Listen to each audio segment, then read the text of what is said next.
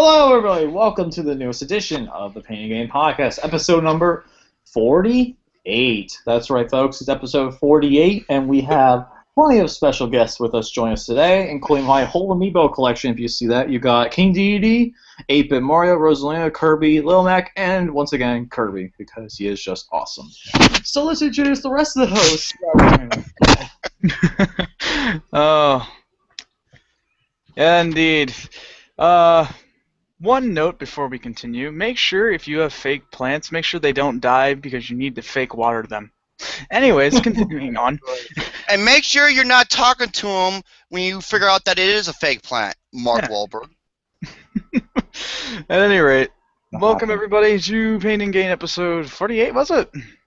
Mm-hmm. Numero 48. Wow, man, let me just take a moment here and stop for a second. That's incredible. 48 episodes. That's something else, really. I mean, seriously. Yes, ladies and gentlemen, 48, the number IQ Peter Vo the dumbho has. I think you're giving him too much credit, but let's see. Yeah, Forrest Gump was 75. Hey, man, well, you put it that way.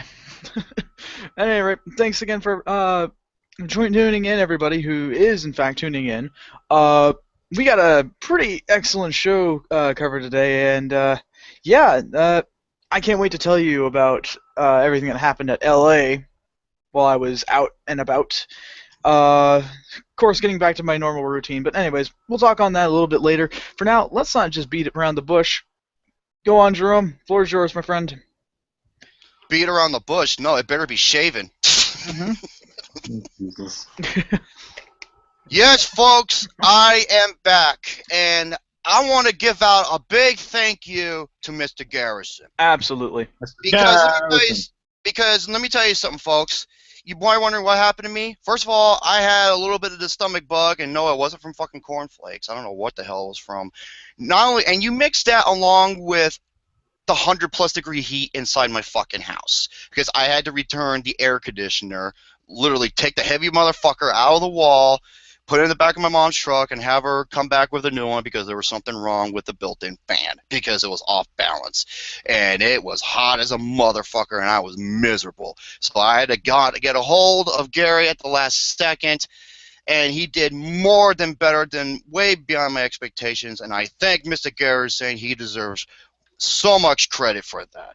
I applaud him. Oh, absolutely. Absolutely. Yes. So he deserves to have his nipples twisted and sucked on like if it was a Dyson vacuum.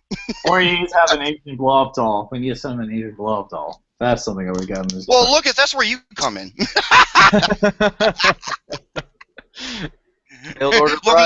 He's like, don't, Romy, that's not fair. No, it's gluten-free. Greetings, everybody! Welcome to the Painting Game Show, episode 48. And featuring is Shane O'Mac, Pimp Daddy. Why do I call him that? Put you this way. He's about as thick as a Coke can, times 3. And then we have, hello, everybody. I'm back every show. LCMuscles here. You know, I love my hockey. I love my basketball. You know, I got big basketball titties. And, you know, I relate to it very much. And hockey puck nipples. And today... Look, this is like, you motherfucker, Jerome. He's like, I used to miss you, not anymore. Now, here, I'm just going to go through a couple of them. First of all, here are some of my topics. You can become a multi-millionaire by getting married. How is that? You'll know. Someone gets punished from doing a heroic act, as fucked up as it sounds. Got this from Luke Nukem. A certain movie might be getting embargoed. And many wrestling topics. One of them in particular happened 20 years ago today. And I do have some movie reviews, and therefore, so let's get on with the show. Shall we begin? First thing, we gotta get this out of the way because this is pretty much the big man out of the room. Pretty much, it's the big situation going on right now. It's going on all over the news. Everyone's talking about it. It's nonstop talking. It's this bullshit that's going on with Hilary Clinton and the FBI. Okay. Where the fuck is James, man? If he was here right now, he knows everything, man. This is some fucking bullshit, man. Quite so. Let's get into it, Jerome. Because this is ridiculous. I did a couple of posts on it, and all I gotta say is wow. Wow. Okay, General Petraeus, a war hero, a fucking man who's went through the battlefield. Goddamn, I believe 4-star general is going to be demoted because of one leak information. Hillary Clinton? Yeah, he gets promoted, or he gets demoted. Hillary bitch-ass Clinton gets promoted to become president, maybe. Well, she is the Democratic frontrunner, so... And she's got to go through the man himself, Donald Trump. Dude, I'm going to say... Brother Nero. Oh, my God, that's another thing I got to fucking talk about. Do what? Oh, it's a wrestling topic. I'll get to that. Son of a bitch. But yes, about the bulldog face. Speaking of bitches, about the bulldog face bitch.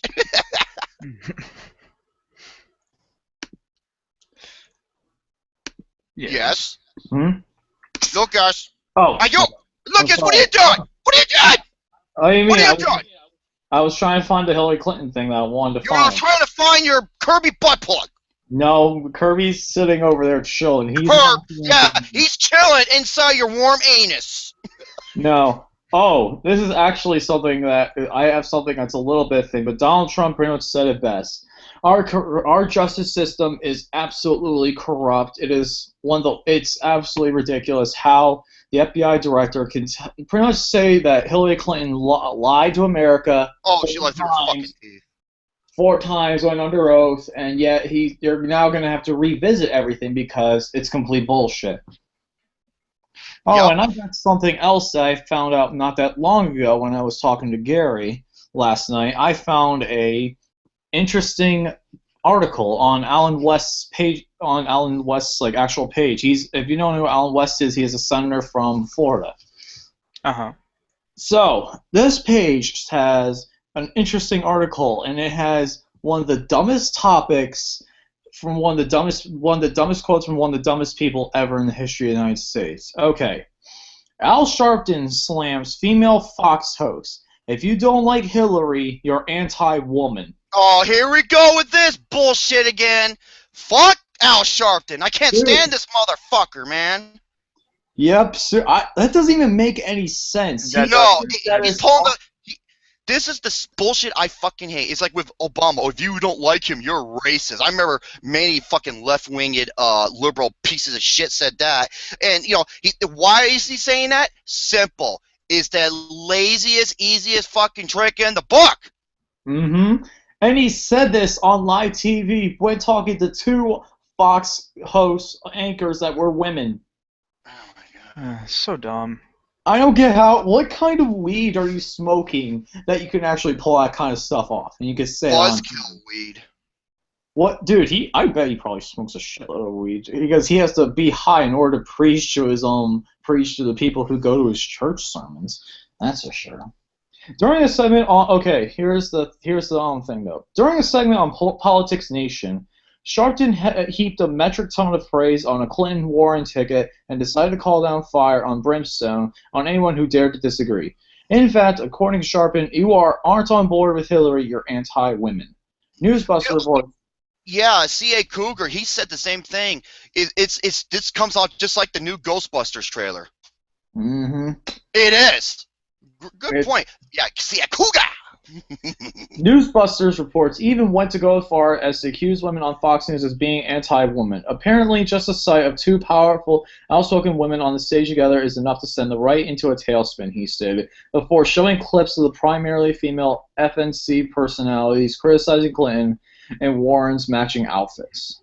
Did you see the matching pantsuits? I mentioned the matching suits, and they need for maybe a color wheel with these women tease Harris Faulkner in one clip, Lisa Kennedy of Fox Business jokes in another. They're Thelma Louise at the end of the movie. Thelma Louise? I mean, did you... And by the way, with Hillary Clinton, yeah, she was cleared by the FBI, and this is few days after Bill Clinton and Loretta Lynch had a meeting on a plane. Mm-hmm. Wonder what happened there. Wink. Listen here, Loretta. If you don't let my wife go, I'm gonna have to slap the bitch out of you with my dick. Oh my God. You know how I said I did it in hell? Well, you're gonna inhale my mushroom tip if you don't knock it off. Dude. Oh, for fuck's sake. Yeah.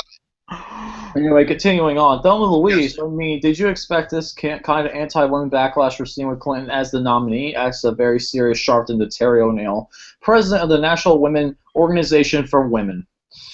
O'Neill slammed the ladies of Fox News, exclaiming, I think the anti-woman backlash is expected from anti-woman conservatives. She followed up her bashless, faceless attack by championing Clinton's candidacy, but they really are the dream team, right? Hillary Clinton is an unapologetic feminist progressive, and to have her here in the White House would that be absolutely amazing. Yeah, I'm horrible. No, she's not a woman. No, she's not a female. You know what she is? She's a fucking animal that they need to put a leash and a tag on. Mm-hmm. Fuck her, dude. Seriously, and then pretty much, yes, according to liberal logic, if you dislike Hillary Clinton, it has nothing to do with corruption that oozes out of her every pore, like Benghazi and the email scandal, to name two things off the bat, but it's because conservatives are card-carrying members of the He-Man Woman Haters Club. Oh my God, this is ridiculous. And then, one would be very hard to press to find anyone who actually loathes Hillary because of her gender. The reason so many folks find her unsavory is because she's a typical corrupt politician who built her entire career out of liming and gaming the system, caring little for who she hurt in the process. Yep. Maybe, just maybe, people aren't big fans of the former Secretary of State because she's willing to do whatever it takes to get ahead, including cover up the deaths of innocent Americans. But that's okay. Please feel free to continue thinking it's because she's a woman. And that's the end of the article. So yeah, folks, people like Al Sharpton think that if you don't like Hillary Clinton, you're anti-woman, according to Al Sharpton. Oh, fuck off. That is stupid. That's one of the dumbest things I've ever heard. Like I said, it's like saying, wait, hey, yes, Danny boy, hold on a minute. Yeah, it's like video games, video games, they cause violence and school shootings. That's the easiest target. Easiest fucking last resort target. With no thought put into it. It's okay. Now, Danny boy wants me to read this out loud. He says, although the FBI director didn't recommend any indictment, he said that Hillary Clinton used her emails recklessly. And want to know what doesn't make sense to me? The FBI director said Clinton mishandled classified information but didn't recommend an indictment because there was a criminal intent. That doesn't make any sense. For example, if you kill people while driving, you're going to jail even if it's not criminally intent. Absolutely ridiculous how screwed up our justice system is. Like, seriously, some guy gets jail time for having a small amount of marijuana, and like in 1975, Hillary Clinton, who was a lawyer to this one guy, and someone did tell me, oh, no, she was appointed to him. I'm like, that doesn't matter. If you're appointed to him, like this case, if you're accused of raping a 12-year-old girl, you need to get the maximum sentence. No ifs and or buts about it. Like, yeah, Roman Polanski. Yeah, pretty much. So, yeah, Hillary Clinton, if you want someone to defend somebody who wants to defend a pedophile and thinks they should get a lesser sentence, go ahead and vote for Hillary Clinton, because that's exactly what you get, a corrupted politician who will screw over anybody and everybody and should be indicted by the FBI, but unfortunately, Bill Clinton and everybody else had to pay them off in order to... Oh, I know it. It's fucking despicable. It is so despicable. It's horrible how screw up our justice system is. Oh, dude, it's always been fucked up. It's retarded. Especially with the O.J. Simpson case, which is another thing I Well, wouldn't want to get that and what the fuck is that? Oh yeah, Brock Turner, that motherfucker. Oh yeah, Brock Turner, and then Casey Anthony. That was another. Man, that you want to talk about the biggest sack of shit I've ever seen. Mm. But hey, look, there was one more topic I had, and this has it's basically a numbers topic that revolves around you. Okay. I don't know if you want me to get to that now, or you want to stay on par with this. Or Mr. Shadow Mag has been dying to twist his nipples over the lovely pod share over Cali. Oh yeah. Well, I mean, Yeah, like Jeremy's like, he's probably sucking on a tit right now. That's why he's like, oh, so okay, we're good now. So. Oh damn it! One dislike. It was probably a fucking bulldog face bitch fan. Anyway, though, what I was gonna say is, let's get into the numbers thing though. Then I'll let Shane talk because that was pretty much the end of my politics stuff. Okay, now this took me a little while, and Shane can attest to this because he saw me doing it, and I had to literally redo it again because I wasn't here the last time, so the numbers did change to some extent. Now, yeah, I want to explain how much the Pain and Gain show has made an impact on not only Lucas's life but his channel in particular. Okay. Now, his most watched shit on his channel happened way before YouTube turned into a fucking dictatorship. Pretty much. All right. Okay. Now I'm going by not with his original content, not with the other videos he did beforehand. Now, July 1st, 2013. This was LCMuscles'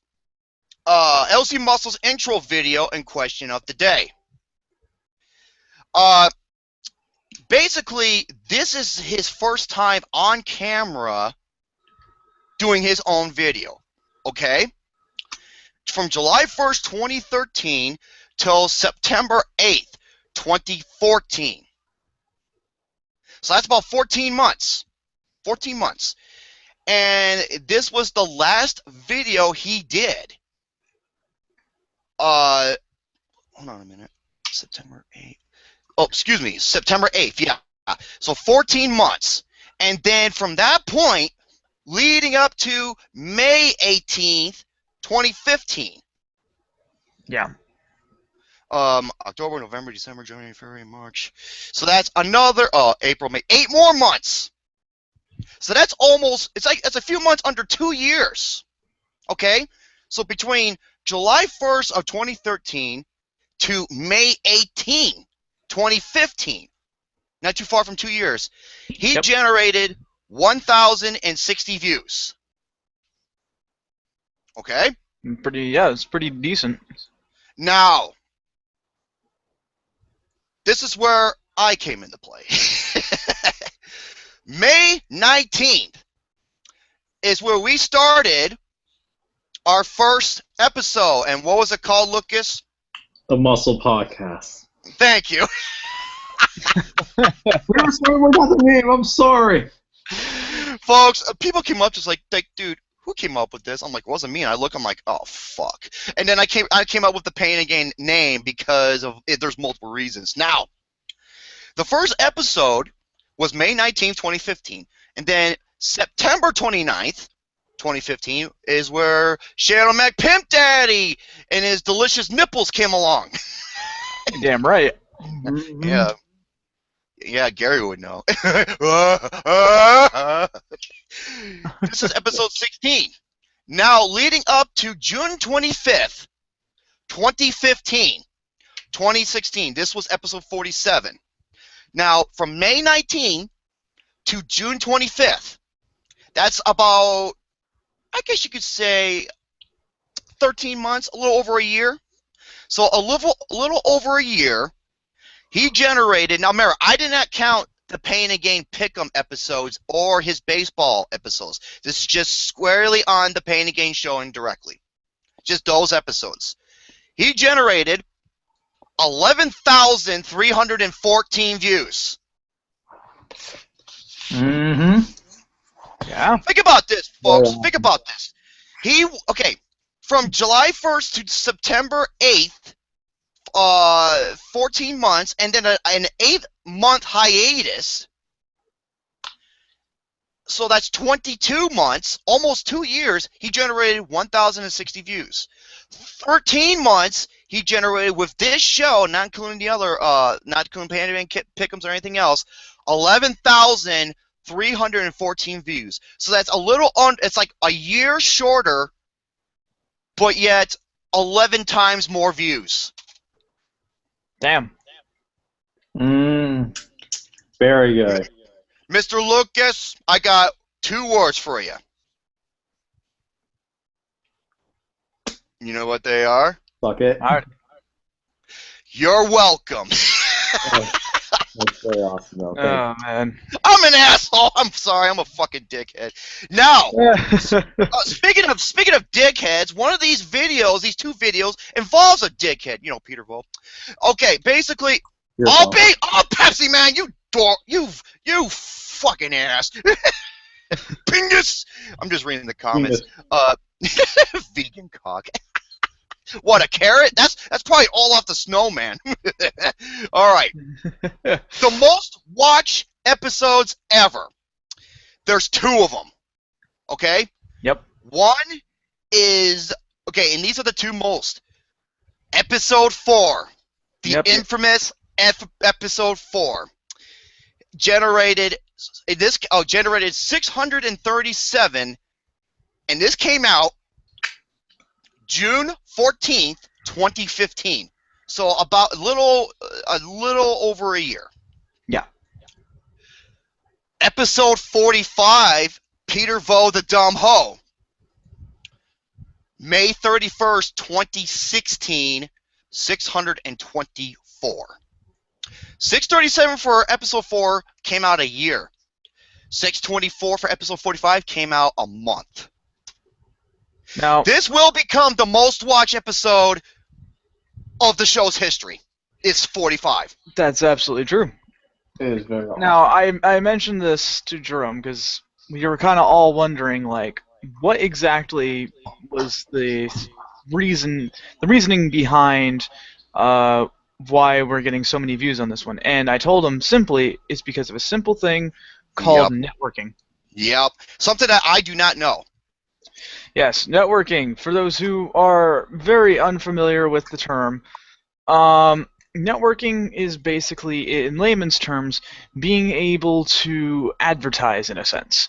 Pretty much being a marketing genius. Yeah, now, here's what happened.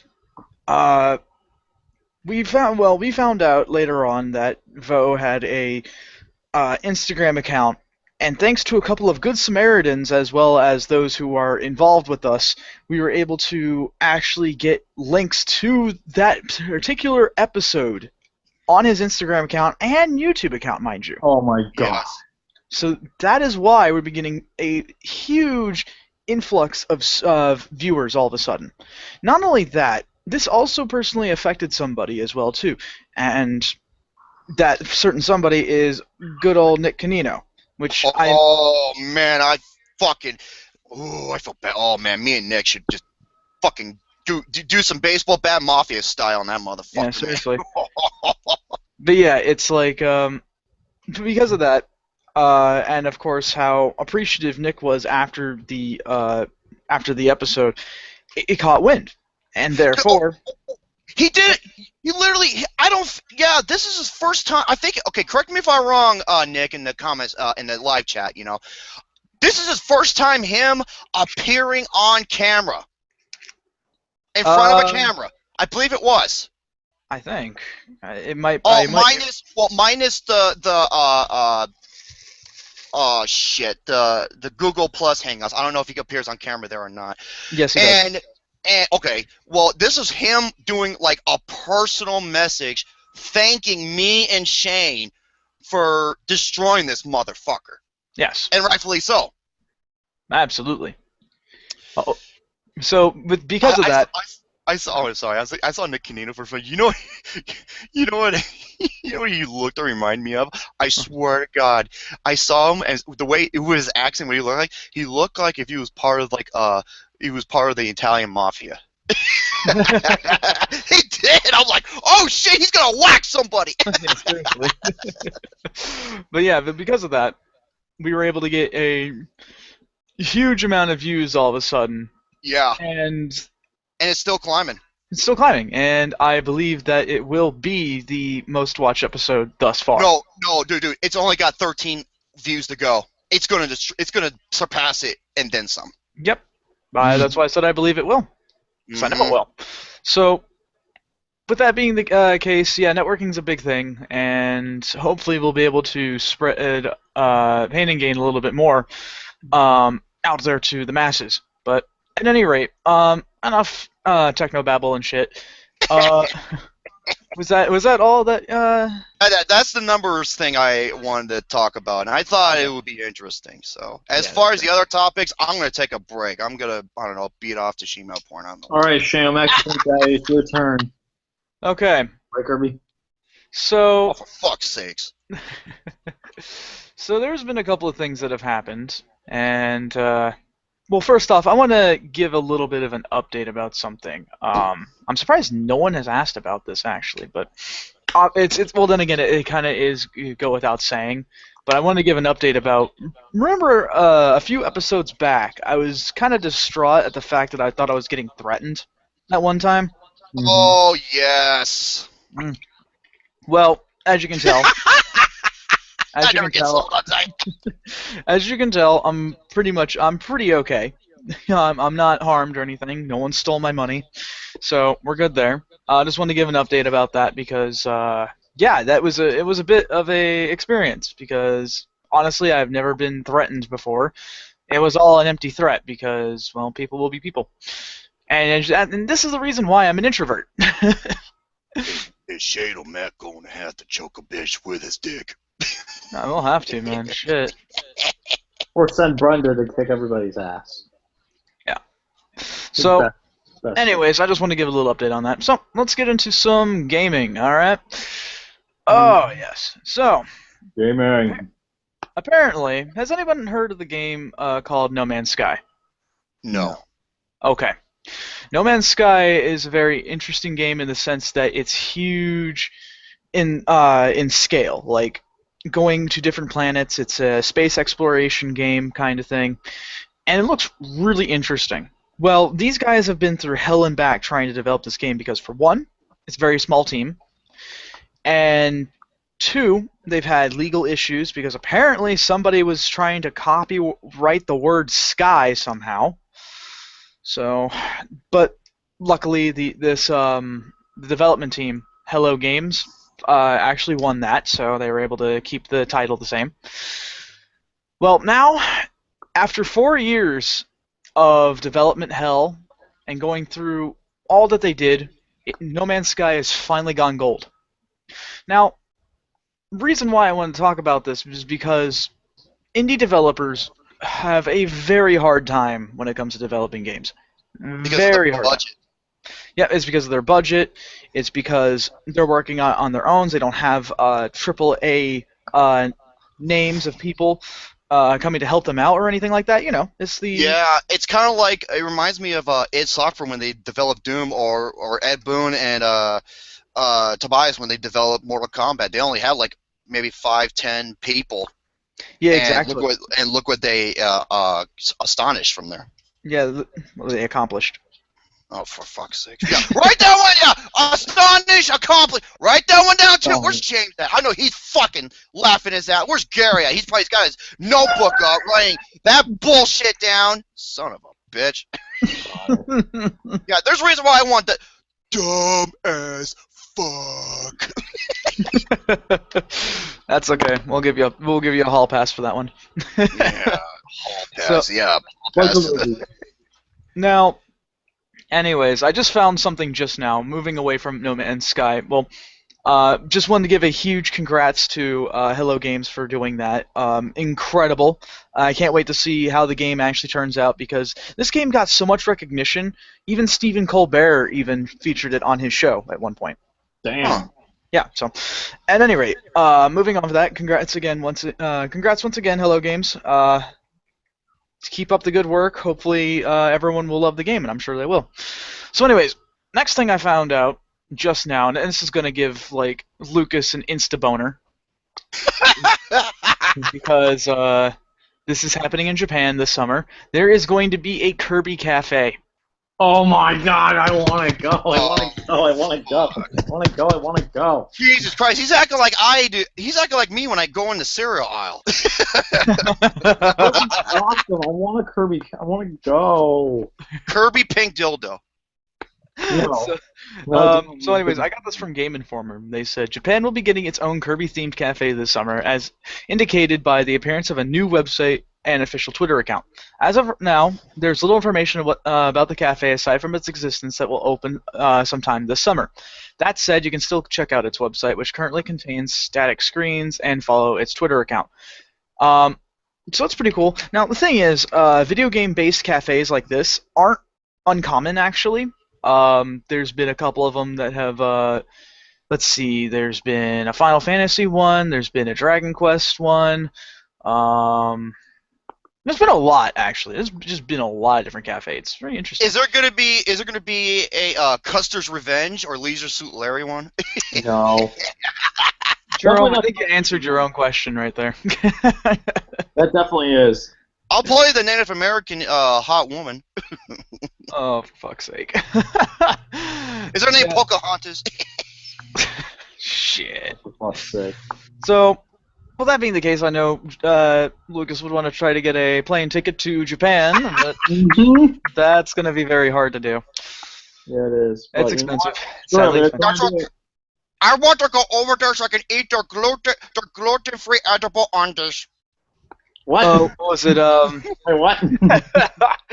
So, anyways, real quick before I move on to the next one, Pepsi Man just asked me if there's a Sonic themed cafe, and I don't think there is actually. Pingus! All right, so Doctor, it's one thing I found out recently, this was just announced today. Evolve goes free to play for PC. So, now does anyone know about the game Evolve? yes, a little bit. I do. No. Okay, I actually played. I got invited to the alpha of the game, and I actually have a gameplay video of it on my YouTube channel. Now it says part 1 because I plan to do more, but the thing was, the game became very unstable and hard to have any good frame rate. Like, it would lag so bad, like I was having 1 frame like a minute. Like, it was that bad. Oh, 1 frame a minute? Yep. I'm not even No, joking. that's not okay. That's not a video. That's a fucking still photo. Pretty much. Pretty much. That is pretty much. But yeah, so it was really hard to play, but like the first time I played it, it was actually very fun, and it actually had a lot to offer. Now, this game was created by some people who were involved with Left 4 Dead. So, Ooh, Valve, nice. yes, but it was a it's not Valve necessarily, but some people who used to work for Valve. So. Oh, I see. All right, this is Yeah. Gabe Newell. Welcome No, to. not Gabe Newell. Not our Lord and Savior. Anyways, Gabe so Newell. Oh, wait, our Lord Savior, who? Christopher Nolan? first of No. all, Gabe Newell. no, that's we're talking in this Lord and Savior of the video games. Yeah, come on now, you got. After 20,000 years in development, I hope you like it. Yeah, that's gonna be 20,000 be Half-Life 3. Speaking of which, I do believe there might be a Left 4 Dead 3 coming. Ooh. Now, Really? Okay. yes. Now, the thing is, the general joke about Valve is that they cannot count to 3. No, they cannot. Holy fuck. Yeah, so let's see. People want Half-Life 3, people want Portal 3, and people Yeah. want Left 4 Dead 3. But we have seen absolutely friggin' nothing. Now, however, just recently, right, Left 4 Dead 3 might have been outed by a Valve employee. Ooh. Let's see. What do we got here? There's a screenshot of a. Here, let me see. Sorry, go ahead. I'm reading Nick Canino. He says, Joshua, I saw the segment. I couldn't even finish it. If it's what I think it is. I think I know what they're talking about. So, anyways, Game Rant said here, rumors have swirled for months. Left 4 Dead 3 is in development. That is very true. Wow. But nothing official has been announced by Valve thus far. Today, however, evidence that Left 4 Dead 3 is indeed under development has come to light from a leak directly from Valve. Huh. Tristan Redford is a conceptual artist working for Valve who have made the mistake of not closely examining his screenshot before uploading them for the purpose of an unrelated Destinations workshop tutorial. Oh, boy. While the tutorial doesn't contain any materials or assets from Left 4 Dead 3, eagle-eyed gamers realized that Redford had presumably overlooked the fact that one of his most recent accessories folders was still visible in the screenshot. The folder in question is simply entitled Left 4 Dead 3. Leading many to believe that the artist is currently working on the game. Adding further fuel to the fire that the folder was revealing something is the fact that it has since been removed from the tutorial. Though no official statement has been made by Redford or Valve, the screenshot was quietly replaced with a near identical one, with the sole difference being the lack of the Left 4 Dead 3 folder in his recently accessed file list. Interesting. Mm-hmm. There's been more speculation that Left 4 Dead will release in 2017. Who knows? There's been a lot of rumors about Left 4 Dead 3. Let's be honest. There's been a lot. So, with that being the case, hopefully this is the final nail in the coffin that will actually get us a confirmation that, in fact, Valve can count to 3, and they have just been working on a bunch of other things on the side. So, one can only hope. A boy can dream, can't she? Mm-hmm. I think that's a boy can dream. A boy can dream, can't she? Yes, Gary. Anyway, I did have actually a video game topic or two that I have as well. It involves Kirby. No, we already got through Kirby. It involves Pokemon. Yes. There's a new Pokemon that just got released today called Salaman, who is a poison fire salamander type Pokemon. It's off Hawaii. I actually recently just saw it, and it's a cute little shit. I want it. It is a cute little Pokemon, and it looks awesome. And I want that type of Pokemon, which is pretty damn awesome. Yeah, it's a Salandit. Yeah. Silent but deadly. The game also got released. Pokemon Go got released for iPhone and Android. iOS and Android yesterday, and my god, it's so much fun to play. I was starting to play a little bit when I was walking Goldie today, and yeah, it is a lot of fun, pretty much. Getting to see Pokemon in the wild, there's actually Pokemon centers, it makes people want to go. Then when I was talking to somebody who work at it, they said, there's going to be a lot of tan nerds out there, aren't they? We're going to be walking outside, pretty much, looking for Pokemon. There was also a little news segment from the Australian Police Department saying that there was actually a Pokemon Center in that police department, and they're saying, "Oh yeah, come in here and with your Pokemon Go thing." A police department. Who the fuck did they arrest? Charizard? No, they didn't arrest anybody. They just said we're not allowing anybody to come in here with a Pokemon Go stuff because it is a Pokemon. Technically, that police center is a Pokemon Center. Okay, yeah. So let me explain a little bit more. So, in Pokemon Go, you can go to certain places nearby, because this is an augmented reality game, by the way. So you can go to different places around, and you can go to these Pokemon centers that actually can get you Pokeballs so that you can go ahead and capture things. Now, there was a police station that was marked under as a Pokemon Center, and they made a news thing. They made a little post about saying, please do not enter the police station. You don't have to enter in order to get your Pokeballs. And also, make sure you keep your eyes in front of you and not completely on the screen when you're outside. So it was a fun little jest, but also trying to be, keep people safe and such. So it was interesting. Pucker Rosebud. Yeah, that's what I want to do. I call her Poker Ass. Pokey. It's Pokey. Yeah. Hey, that's the name of an enemy in Mario. That fucking Oh yeah. cat. Oh yeah, that motherfucking cactus, Pokey. That's pretty much all my Pokemon topics. I actually did have one little thing about Kirby, but it was a little like thing of personal achievement of mine. It's a personal achievement. I was able to finally beat Kirby Planet Robobot 100%. Oh wow, Okay, nice. Finally able to beat it, and the completion bonus is getting the UFO ability, pretty much, which is OP as hell. The ability is so awesome. And yeah, Kirby Planet Robobot is an awesome game. If you have not checked it out, go play it. The True Arena is going to take you forever, though. That is the one problem about this game. UFO, useless fucking object. Dude, it shoots lasers, it flies around, it's amazing.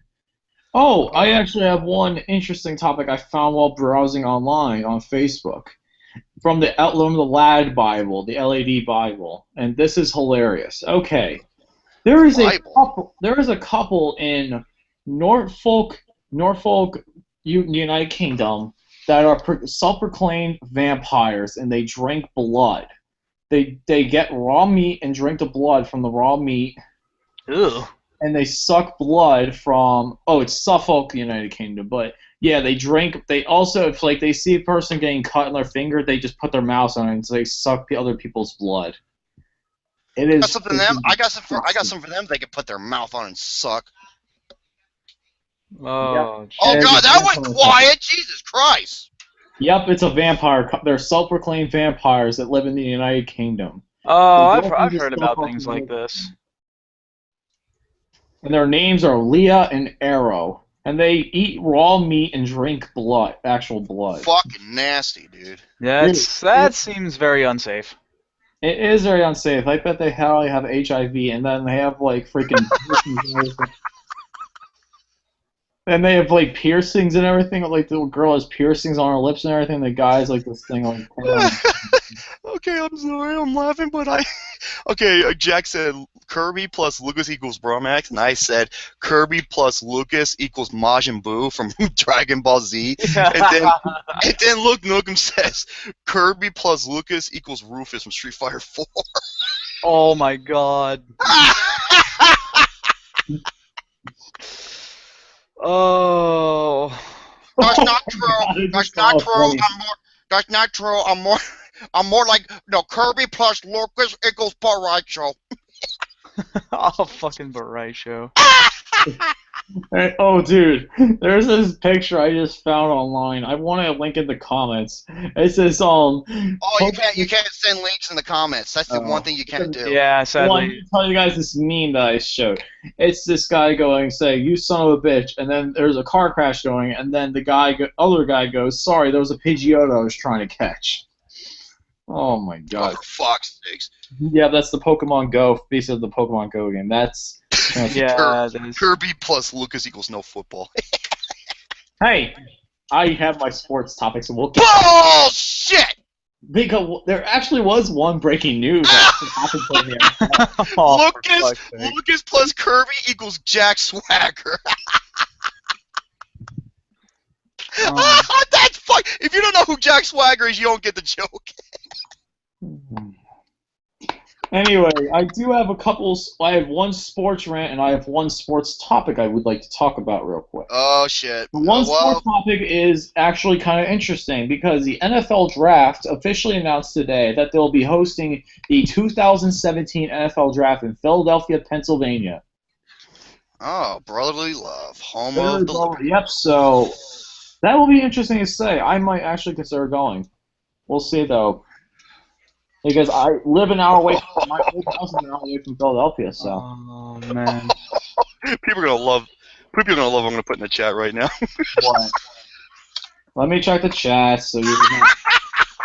No, that's the wrong internet that I wanted to use. That's really doing on. What? Is this... Lucas plus Kirby equals vagina. Oh, fuck off. Lucas plus Kirby equals Chris Farley. Lucas plus Kirby equals gluten-free enchilada butt plugs. Really? What the fuck? I don't know why. It doesn't make sense, but it's funny. Pepsi Man. Lucas plus Kirby equals chair fucking. What? What'd you do? Stand the stool upside down? I have no idea anymore, ladies and gentlemen. I have no idea. Gary says Lucas plus bras plus bananatis plus Kirby equals feminist. Oh my god. Bullshit. Curry plus Lucas equals I've lost control of it. Oh my god. Jerome, calm the fuck down. Calm your tits. I can't. Calm my tits. Oh I'm fuck. sorry, Kirby's awesome. I don't care what anybody says. Hey, you know what, Kirby and people have in common? They're both pink on the inside. Oh my god. Oh fuck. Jesus Christ. Kirby plus Lucas equals Melissa McCarthy. Where are people coming up with these? I don't know. Someone. Okay, who originally came? Okay, ever since. Okay, hold on. Let me look. Hold on. Who came? Jack Harrington started the Kirby plus Lucas equals bromance. It just expelled it from there. Anyway, though.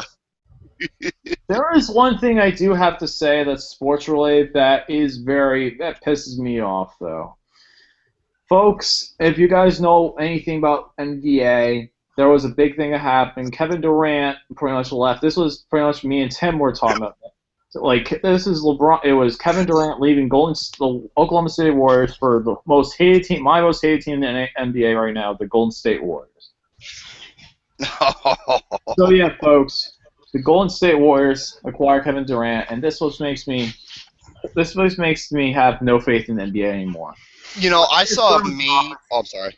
When David Stern was in commissioner, there was no way that this would happen because there was no way that he could let super teams happen because in 2010 he denied the trade that was sending Chris Paul to the Lakers and that would made them a super team when Kobe Bryant was going, "You shall not pass," and he was just pretty much just throwing everything out in the kitchen sink. But now, the NBA the Warriors team now has like 6 superstars on one team, and yeah, folks, I really can't watch the NBA anymore. Pretty much, you guys, it's all about super teams right now. Even Michael Jordan said best. I would have never called up Kobe. I would have never called up Magic or Bird.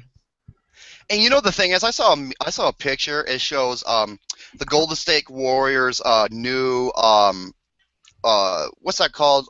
The new. No, like a bunch of players that are gonna new starters or their new front starters, and it shows all the main characters from like as Super Saiyan from Dragon Ball Z. Pretty much.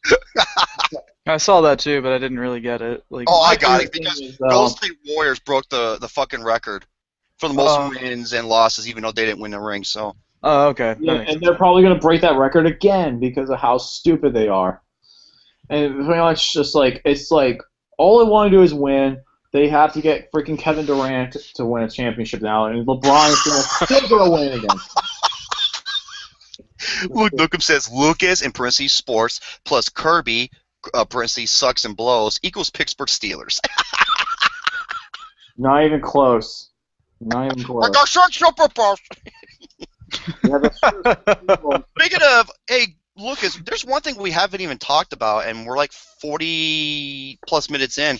Any movies we discussed? We'll get into that in just a bit, though. I do want to finish this up by saying...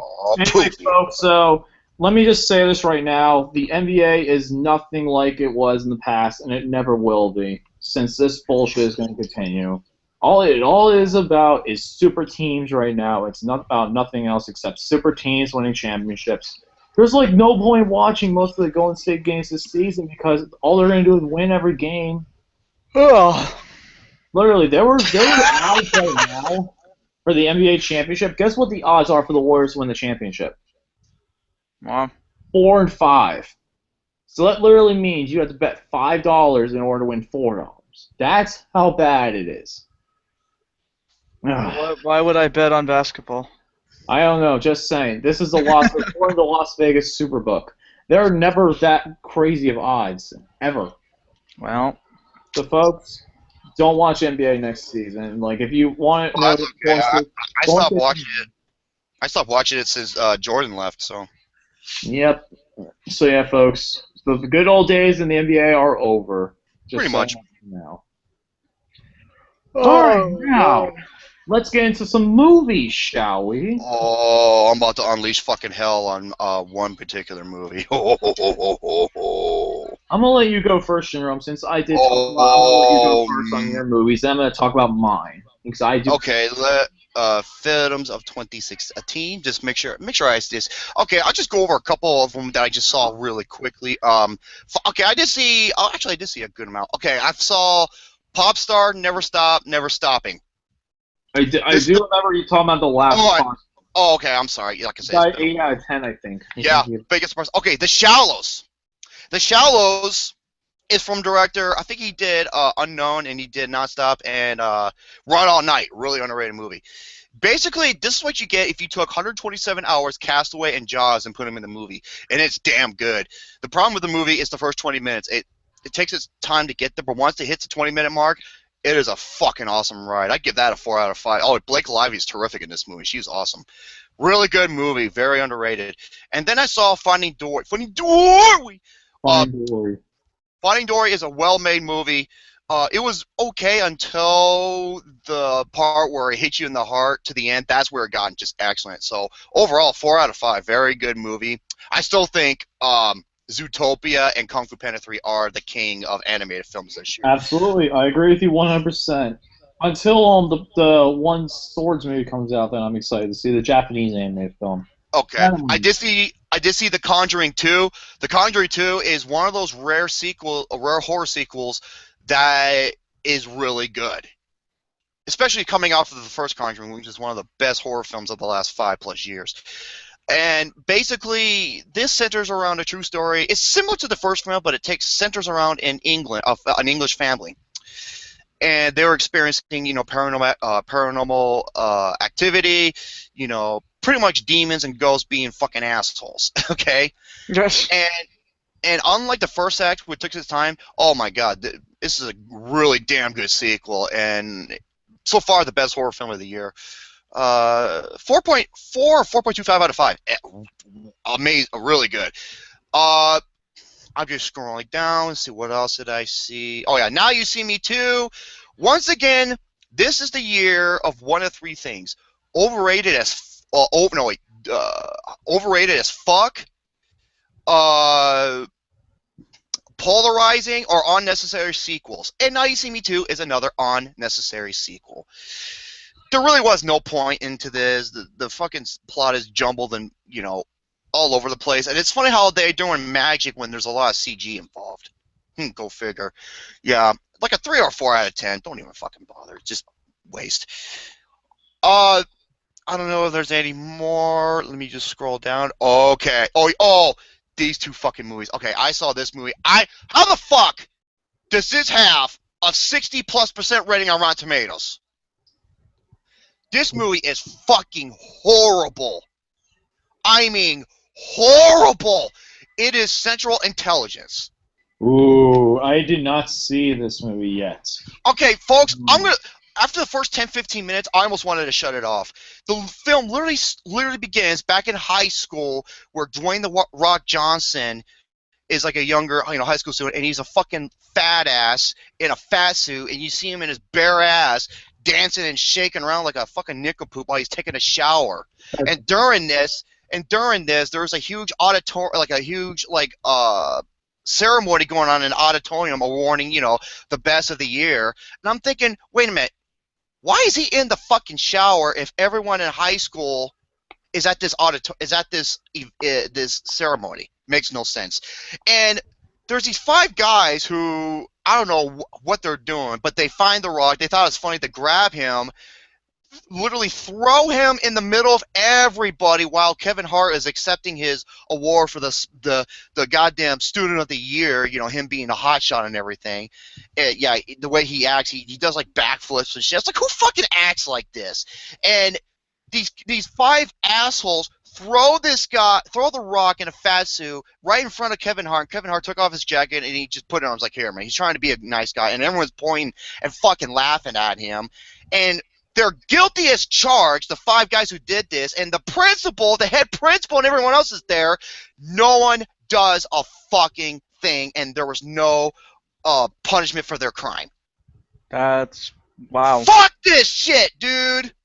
That is stupid. Dude, I don't get how this movie has a 67% rating.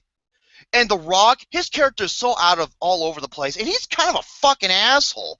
He gets Kevin Hart, and I'm not going to spoil it too much, but he gets Kevin Hart involved in a situation that ruins his life for the time being, damn near has him killed. I was like, dude, fuck off.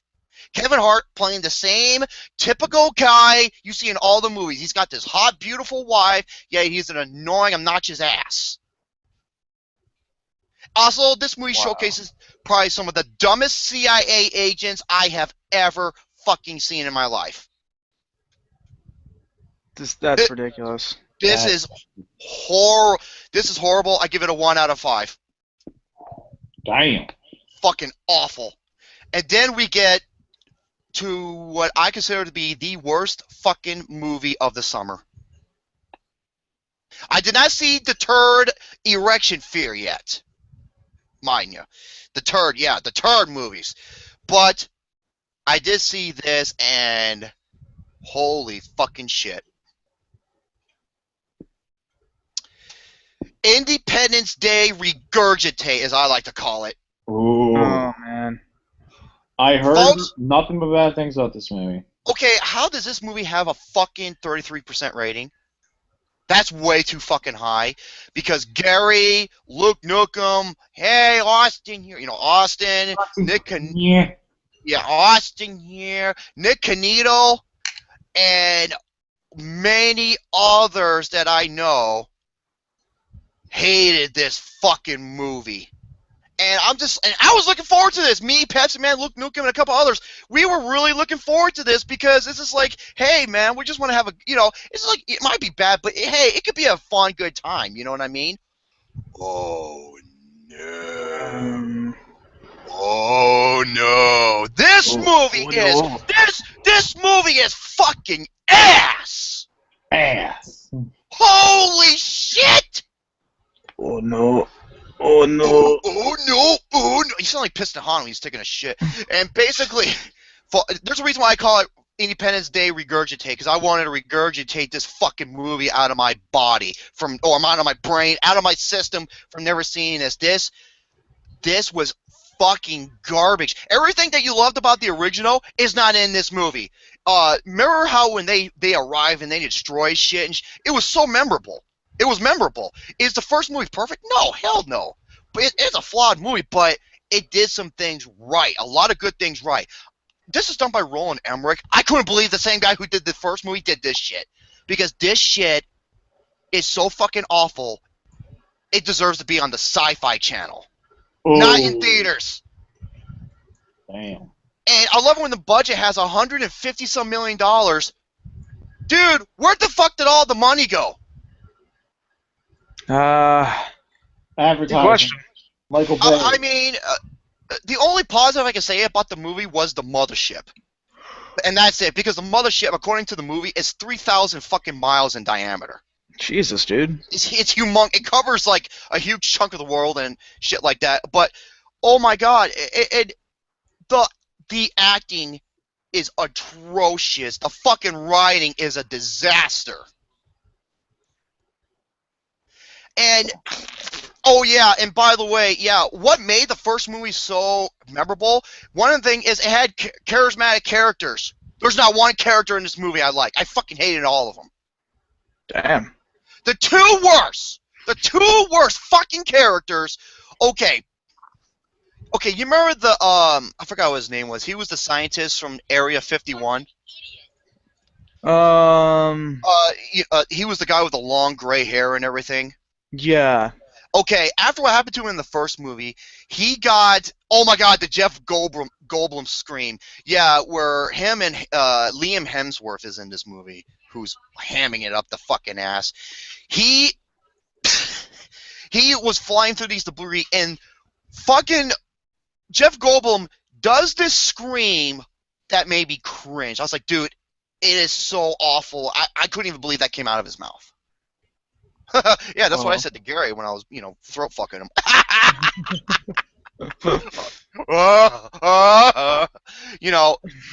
Oh yeah, and Will Smith, he's not in this movie, and thank God, because instead his son, his movie son, I guess you could say that, from the first movie, he's in this movie, and boy, is he a lousy-ass actor with no charisma and stupid-ass dialogue. Damn. The plot holes are so high, and motherfuck this ending, man. You want to talk about the last... Okay, this literally happens within the last 30 seconds to a minute of the movie. It was a blue balls, pathetic, fucking lousy last resort sequel bait of an ending. Damn. It was god fucking awful. Yeah, this is so far the worst film of the summer and one of the worst films of the year. 0.5 out of 5. Same thing Austin and Gary gave it. One of the absolute worst films of the year. Fuck this movie. Damn. Fucking hell. I'm not kidding you, folks. And remember, I was looking forward to it. Wow. It was beyond... It went beyond my expectation as to how fucking bad it was. Well, I mean, I kind of expected it.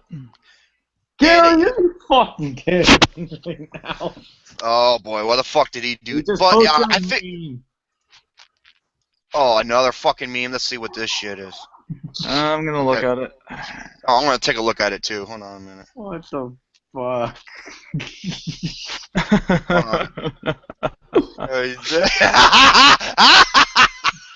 It's so stupid.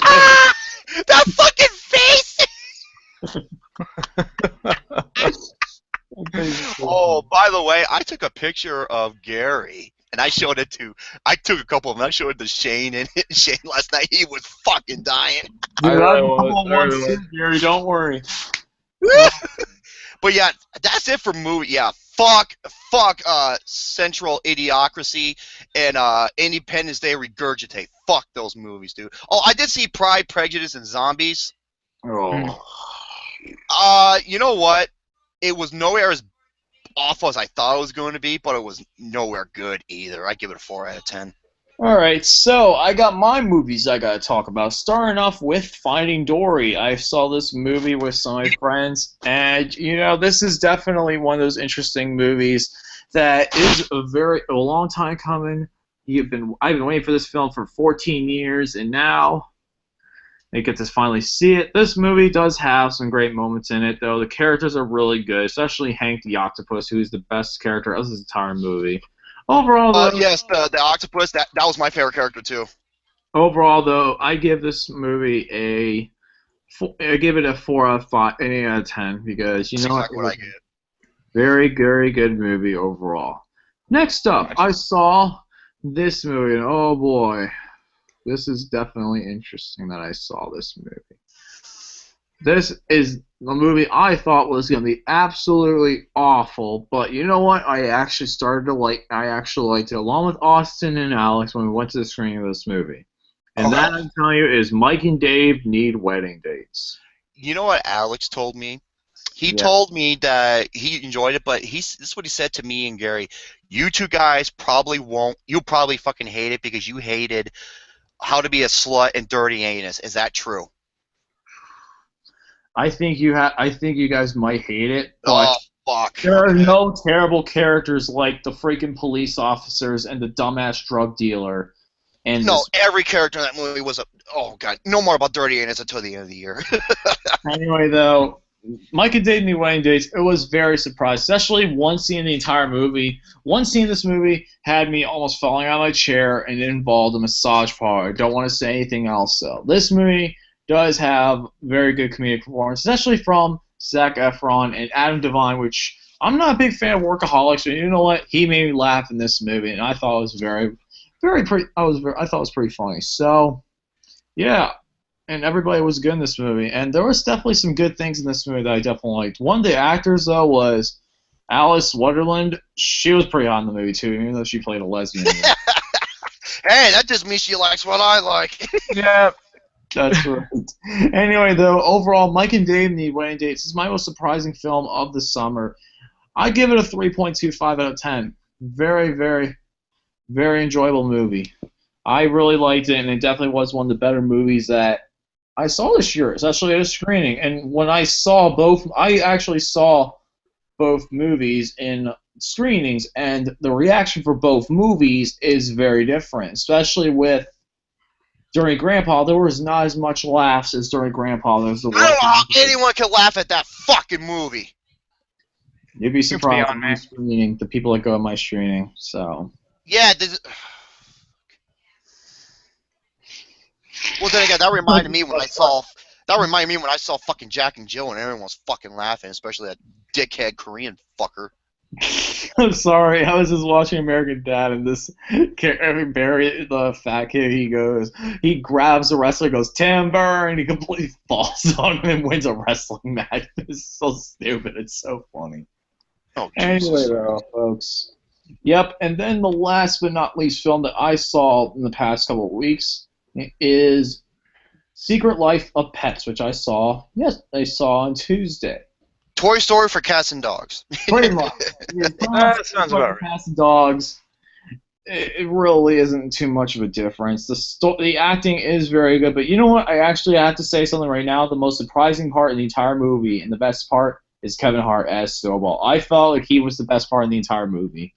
Because That surprises me. acting was as strong as it should have been. It was good acting, but it could have been much better. Kevin Hart playing the Snowball the rabbit, it fit his character really well, and I liked his character the most out of everybody. So, with that being said, I give The Secret Life of Pets a 6 out of 10. It's a 3 out of 5 for me. It really isn't anything special. It's a fun, enjoyable movie, but it's nothing groundbreaking, unfortunately. Well, I wasn't expecting groundbreaking from it anyway, so I mean. It is enjoyable, though. And the reason why I saw it, and Okay, I don't mean to interrupt, but James said something. Yeah, James the Emperor. He said this. This is fucking funny. He goes, Romy, you hate Independence Day 2 because you're racist to aliens. That's fucking genius. that That's is funny. genius. But anyway, though, one of the main reasons I saw Secret Life of Pets is because it's being advertised throughout my PetSmart store where I work. There's Secret Life of displays, there's toys, there's everything you could think of. Even on dog treats and cat treats, they have Secret Life of Pets stuff on there. So yeah, Sounds about right. Secret Life of Pets. It's a fun, enjoyable movie. If you want to go take your family to see it this week, if you want a choice for movies this weekend, I say if you're an adult, and you want to go have a fun time watching a movie, see Mike and Dave. If you're a family movie and you want to see a family movie, see Secret Life of Pets. Yeah.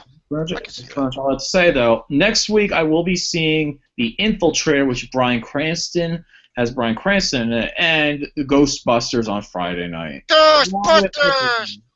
Yeah, hopefully with some other movies I had to catch up on, including Eye in the Sky, Green Room, and I have to also see Central Intelligence and the BFG as well. So. Central Intelligence is online in a good link, so you know what? Shane hasn't got a word in edgewise, kind of like Gary does when he's gargling my balls.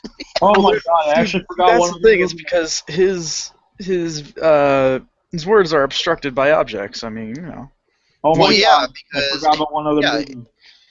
Oh, go ahead. I forgot about one other movie. And folks, this is the most disappointing movie of the entire year.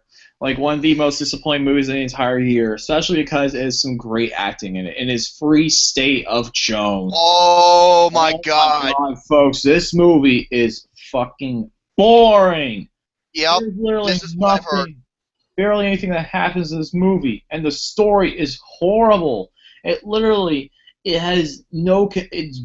connected to each other, and even though the acting is superb in this movie, Matthew McConaughey, he is great in this movie, and he just feels so wasted in this movie.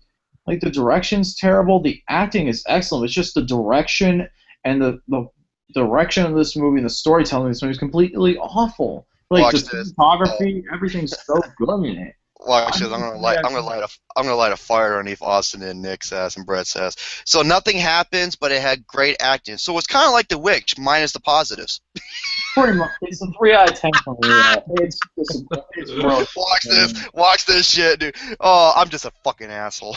It's not as disappointing as Batman vs Superman, but when I saw a trailer, I'm like, I want to see this movie so badly, and yet when I saw it, I'm like, can I please forget this movie ever happened? Oh God! I wasted 2 hours and 24. 2 hours and 20. Holy shit! It's almost a 2.5 hour movie. Yep, it's almost 2.5 hours. Oh my God! Damn.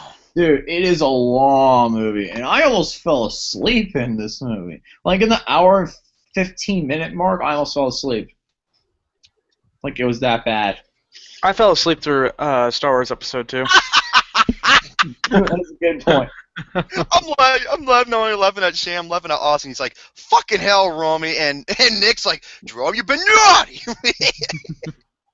Anyway, folks, that is it for me. Though, sorry about that. I did forget about that, but folks, let's carry on and move on to another subject. I want to let Shane talk because I got.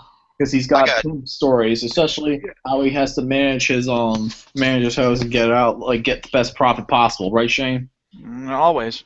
It ain't easy. Ain't easy. Well, should I go ahead and talk about my exploits in LA? Because this is. Yeah. Yeah, like I said, my other topics I can do that later on today. So I want to hear Shane on Mac. I want to let's story time with Shane. Story time with Uncle Shane O'Mac. West Coast edition. Yes, him as a rabbit with a big ass carrot. Hey man, I had ladies all over me with that shit, but we'll get to that in a moment. Yeah, I bet they were vegans. Anyways, we'll get on to that part later. So, anyways, nothing like that happened. Cucumbers. Alright, so, last episode I talked about, I was going to go to California for about a week, and, what was it, I'm sorry, I just got a text from my boss. Oh, okay.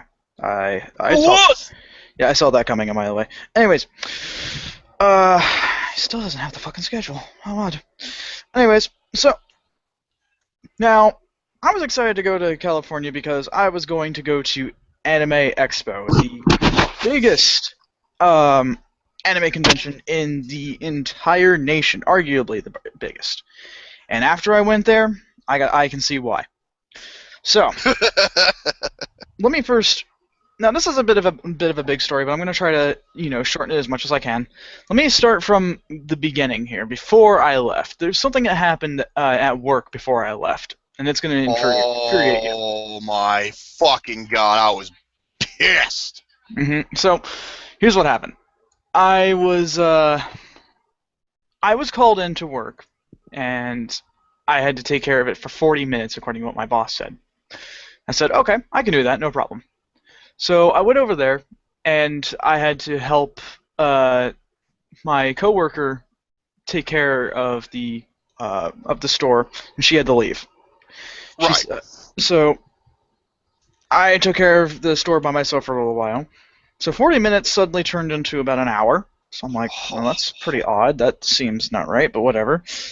So then I got, what was it?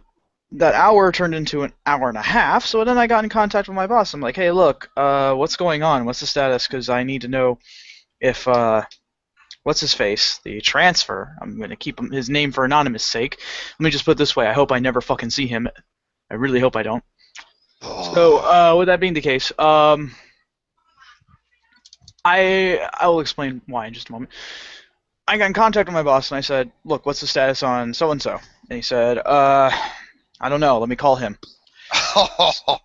So, what was it? He actually, the transfer guy, right? He actually called and said he'd be 30 minutes late. This was about... Oh, yeah, 30 minutes, my aching ass. Yeah, he said he would be 30 minutes late, like he always is. And I'm like, okay, whatever.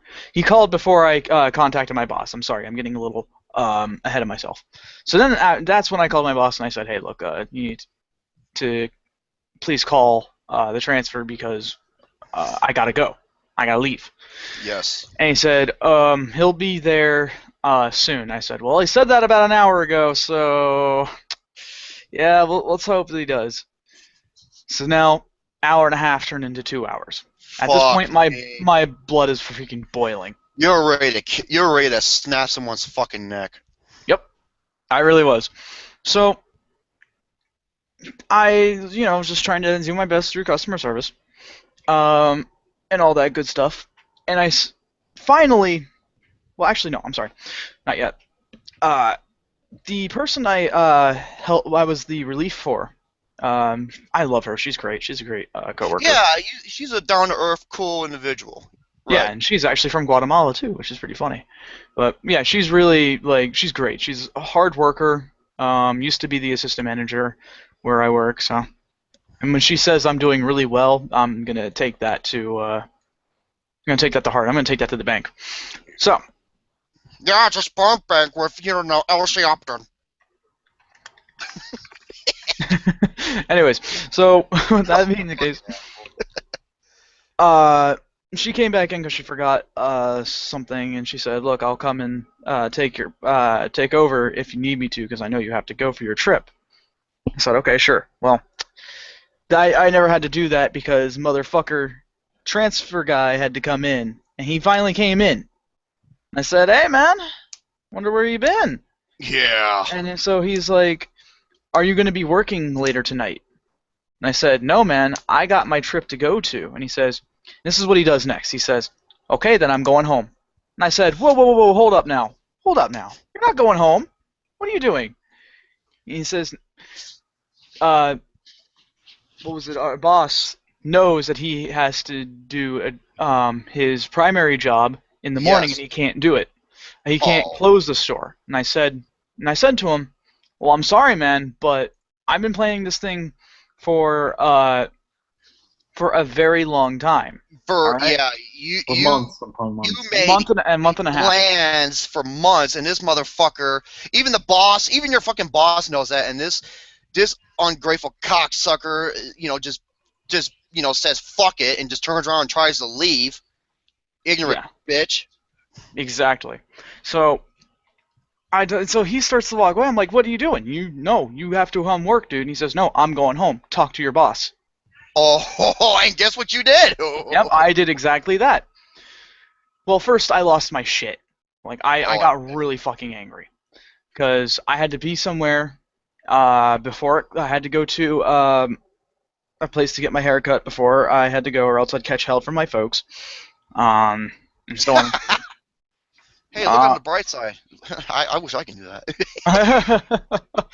Yeah, but you don't have to spend money now. So yeah. So basically, I did what the guy said. Call my boss. So I did. I'm not sure what he said. All right, but I imagine it was on the lines of "Get your ass back in there." So he did come back in, and he started throwing a one hell of a bitch fit. Oh my god, like a fucking bitch ass that he is. Yeah, seriously. He starts ranting and raving. He says, "You can go home now." And I said, "The fuck's your problem?" And he says, "You could just go home now." All right? And then he says this, "If I lose my job, if I lose my $14 an hour job to your $9 an hour job, I'm going to sue the store and everybody in it." Fuck this guy, dude. He has no ground to stand on, by the way. And then he pulls the fucking race card as well, pulling that bullshit. Oh yeah, he always plays the race card. So. Fuck this guy, dude. Yeah, seriously. Lowest common piece of shit. Yeah, seriously. Fuck this guy. So like I said, this is the reason why I never want to see him. So I left. I said, "You know what? All right, cool. I'm gone. See you later, dude." Not how I wanted to spend the day before getting ready for my trip, but whatever. So. I just don't know how he still works. You know what? I really don't know. I swear to God, he must be blowing someone in the higher office or something. I don't know. Seriously, I don't know. But anyways, the day finally comes where I got to go leave. So I go out to the airport and I get all my stuff together. And of course, you arrive about 2 hours early before going out, right? So I showed up there 2 hours early and got through security, that pain in the ass stuff you had to go through. Did a big busty chick frisk you? No, I got frisked by a man. If that big titted security guard lady, she wants to frisk me, I was like, man, baby, put on the glove, let's get to work. Yeah, seriously. You got a lot to search here. Well, for Gary and his fat ass, yes. Who knows what he'd be smuggling there? Oh my god. Gary. So I got through security and I decided to go ahead and eat at like a Caribbean place. It was really good. It was inside the airport. So I'm sitting there and I'm kind of messing with my phone, reading stuff, and all that, just interesting articles and whatnot. And then suddenly I see that the flight got delayed. Oh, man. 15 minutes. So I was like, shit, okay, that's bad. That's just bad. Oh, it gets worse. I wait a little while longer, gets delayed again.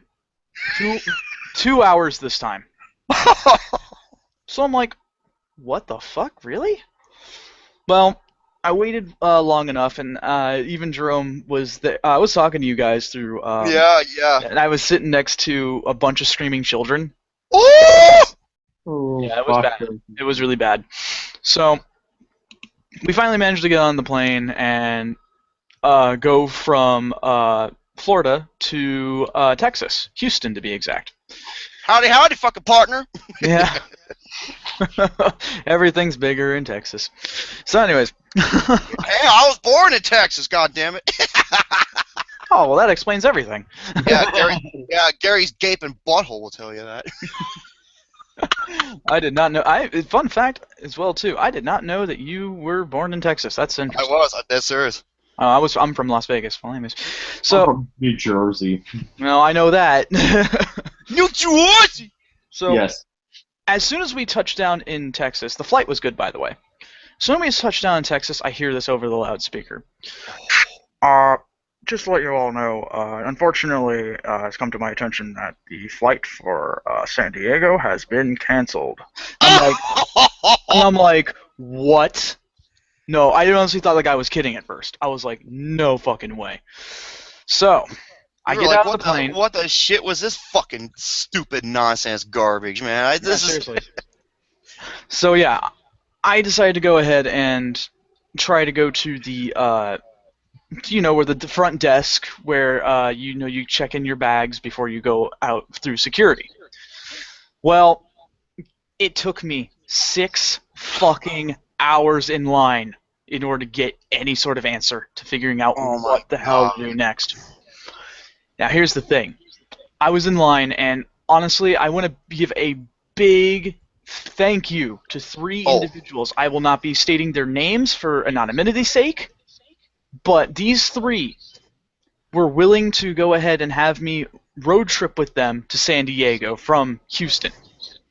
And not only that, they stayed with me while I had an anxiety attack because I honestly thought I was going to get stuck in Houston and miss my chance to getting to California. Not only that, I didn't want to stay in a place I did not know anything about, that was out in the middle of fucking nowhere, and all that good stuff. So, I was having a panic attack.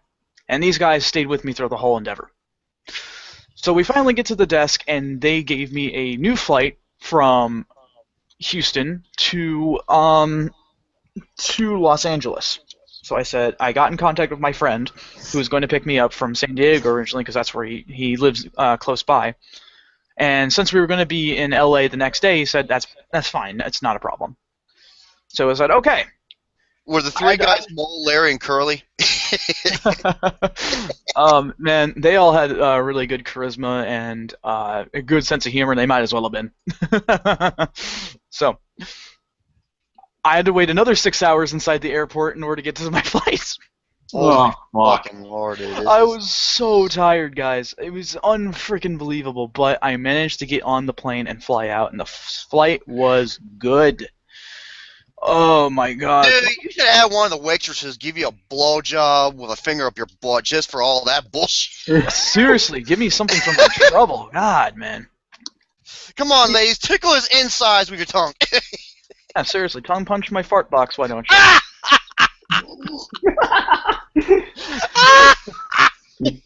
Come on, bleach my anus with your tongue.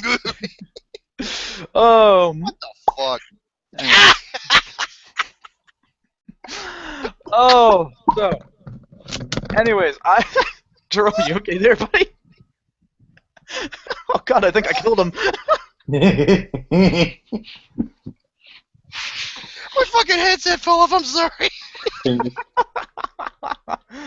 Okay, so at any rate, Where was that popcorn? Did you eat a can of Pringles?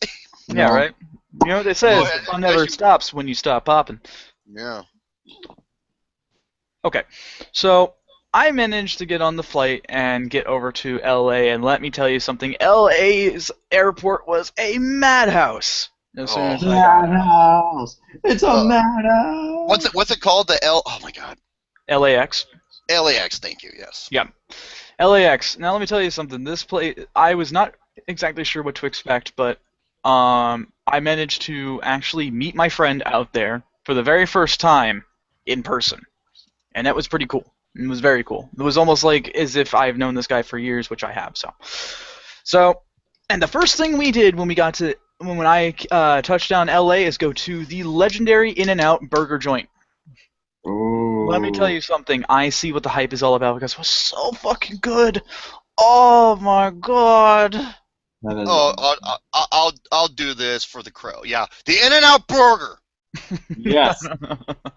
Oh my god, guys.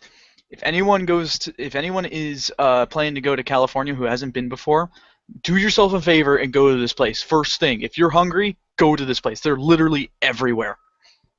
You know, not only that, they're everywhere. They're fucking jam packed, dude. Oh yeah. Seriously, there were so many people inside. It was like, whoa, holy crap. Okay. But I gotta say, guys, it was an incredible burger joint, and not only that, they were actually very cheap. Very cheap. Mm-hmm. So, after that was taken care of, we went down to where we were supposed to go for the hotel, which is in downtown LA. Oh. Now, we got there, and dude, the parking was fucking expensive. So bad. I felt bad for my friend. I really did. How much was it? Altogether, I think it was 148 for 4 nights. Fuck me! I know. I was like, dude, I feel so bad. And he's like, don't worry about it. He honestly had enough money for it, so and then some. But anyways, so we decided to try to get a hold of one of our other friends who was getting the hotel room in the first place. And we thought we had the right number, but instead of contacting who we thought was our friend, we contacted someone by the name of Jeffrey somehow. Oh, Jesus. So it complicated things. We're like, oh, shit, okay. So we decided to go ahead and do the Day Zero thing at Anime Expo and get our passes, because we already pre-registered. Hold on. Give me a second. Okay. So we got there, and it wasn't as packed as I thought it was going to be. It really wasn't. Like, At first. yeah, at first. So it was late at night, and we decided to go ahead and get there, get our passes ready, because that's what you do on Day Zero. Nothing's ready just yet, but you can get your passes. Now, the line was huge, but here's the thing. We got in and out within like 10 to 15 minutes. Now, here's the reason why. Because I had the passes pre-made instead of what they did last year, allowing to print them out so you can put your name on it and stuff. It's far less personalized, but you still had these nice passes. If Gary made my pass, you'd probably write dumb as fuck on it. Yeah, I'd tell you. Or you write Pingus, Mr. Pingus. Pingus! Jerome Pingus as your last name. Instead of Latimer, your last name's Pingus. Pingus? Well, I don't know. Like the meat. Ain't that a big bag of piss and shit that doesn't reek of ass? Oh, fuck's sake. So anyways, we took care of that, and we finally found the friend who was trying to get in contact with us, the original guy who booked the hotel. And he already pre-registered, but didn't actually get in line until like 9 or 10, I believe. Damn. So it was for a while. We then went to, what was it? We stood in line with him just so that he didn't have to do it alone. And here's the cool part. It was a bigger line than beforehand, but there was rows. So one row would go up while one would go down so that it could be organized. And dude, it was a gigantic high five machine. Everybody was giving them high fives left and right. It was really cool. Like, I remember this one chick was just like, man, there's so many haters in here. Won't anybody give me a high five? I gave her a high five. And she's like, yeah, that's what I'm talking about. If I give her a high five on her ass cheek, does that count? Jerome. God! You need a timeout. No! I want no!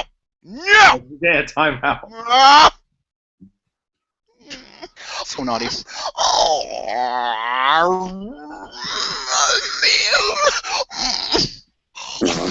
I'm a little frightened now. Anyway, so after taking care of that, we decided to go to this place called Fat Burger. There's another one for you, Jerome. Fat Burger. God fucking damn! Draw for that. There's your punishment. Fucking Fat Burger. Yeah, Gary. Fat Burger. Fucking Fat Burger. Oh man. So, and it was really good. I enjoyed Fat Burger. Yep. Fat Burger. I'm gonna go there and eat a plain burger. Lucas knows what I'm talking about. So, okay, as you were. Now I really want to go get burgers, damn it. Yeah, I do too, god damn it. BurgerFi. That's definitely What the fuck is with burgers? Okay. I don't So know. you went to Fat Burger. Yep, and so we enjoyed ourselves there for a while, and what was it? We decided to go back to the hotel, and it wouldn't be until way late till the rest of our group came. So we were getting ready for the night and everything like that, and getting ready for day one. Day one rolls around, and, well, the thing is, I didn't sleep too well because I'm a bit of a light sleeper, and some of the folks were snoring. They were fucking lumberjacks, man. Oh, fuck. Oh. You're a light sleeper, so like a fucking pin job will just wake you Dang, up. this is what you need. Exactly. Earplugs. What? You need earplugs, like the ones I have. Oh, I had earphones on. No, Lucas, they don't go up your butt. Yeah, Lucas. Does everything you have to be involved with butts? Yes, with me, because that's where the sensation belongs. Oh, the sensation. My butt cheeks. Oh, my glorious butch! Oh my god. Okay, so you couldn't get it. You're a light sleeper, and yeah, so we got to. Okay, so we finally woke up, and we went to day one of Anime Expo. Now, folks, I have posted some of my pictures from Anime Expo on my Facebook. Now, I'm not sure if anyone has seen all of it, but if you are if you are a friend of mine on there, you'll be able to see it, but I'll go ahead and go down the line here about some things that I saw here. Alright, so day one rolls around, and it was jam-packed. Holy shit, I have never seen this many people in one spot in any convention I've ever been to. And so I was able to get some really cool pictures. There was a God's Eater display on the front with 2 official cosplayers promoting the game, and told Gary, yes, they were Asian.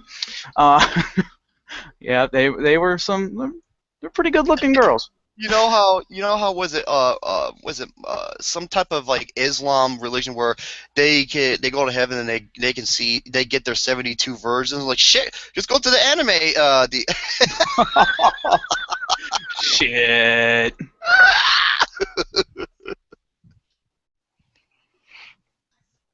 Oh. Uh-oh, he went quiet. Oh, no, I'm here. Oh, okay. Oh. I decided to snap a few pictures here. I found Mr. Game & Watch, and then I went to the exhibit hall, which is where all you can buy the figures and all this other cool collectible stuff. And the playable demos of different games and other stuff like that. The first thing I found was Dragon Ball Z Xenoverse 2 display.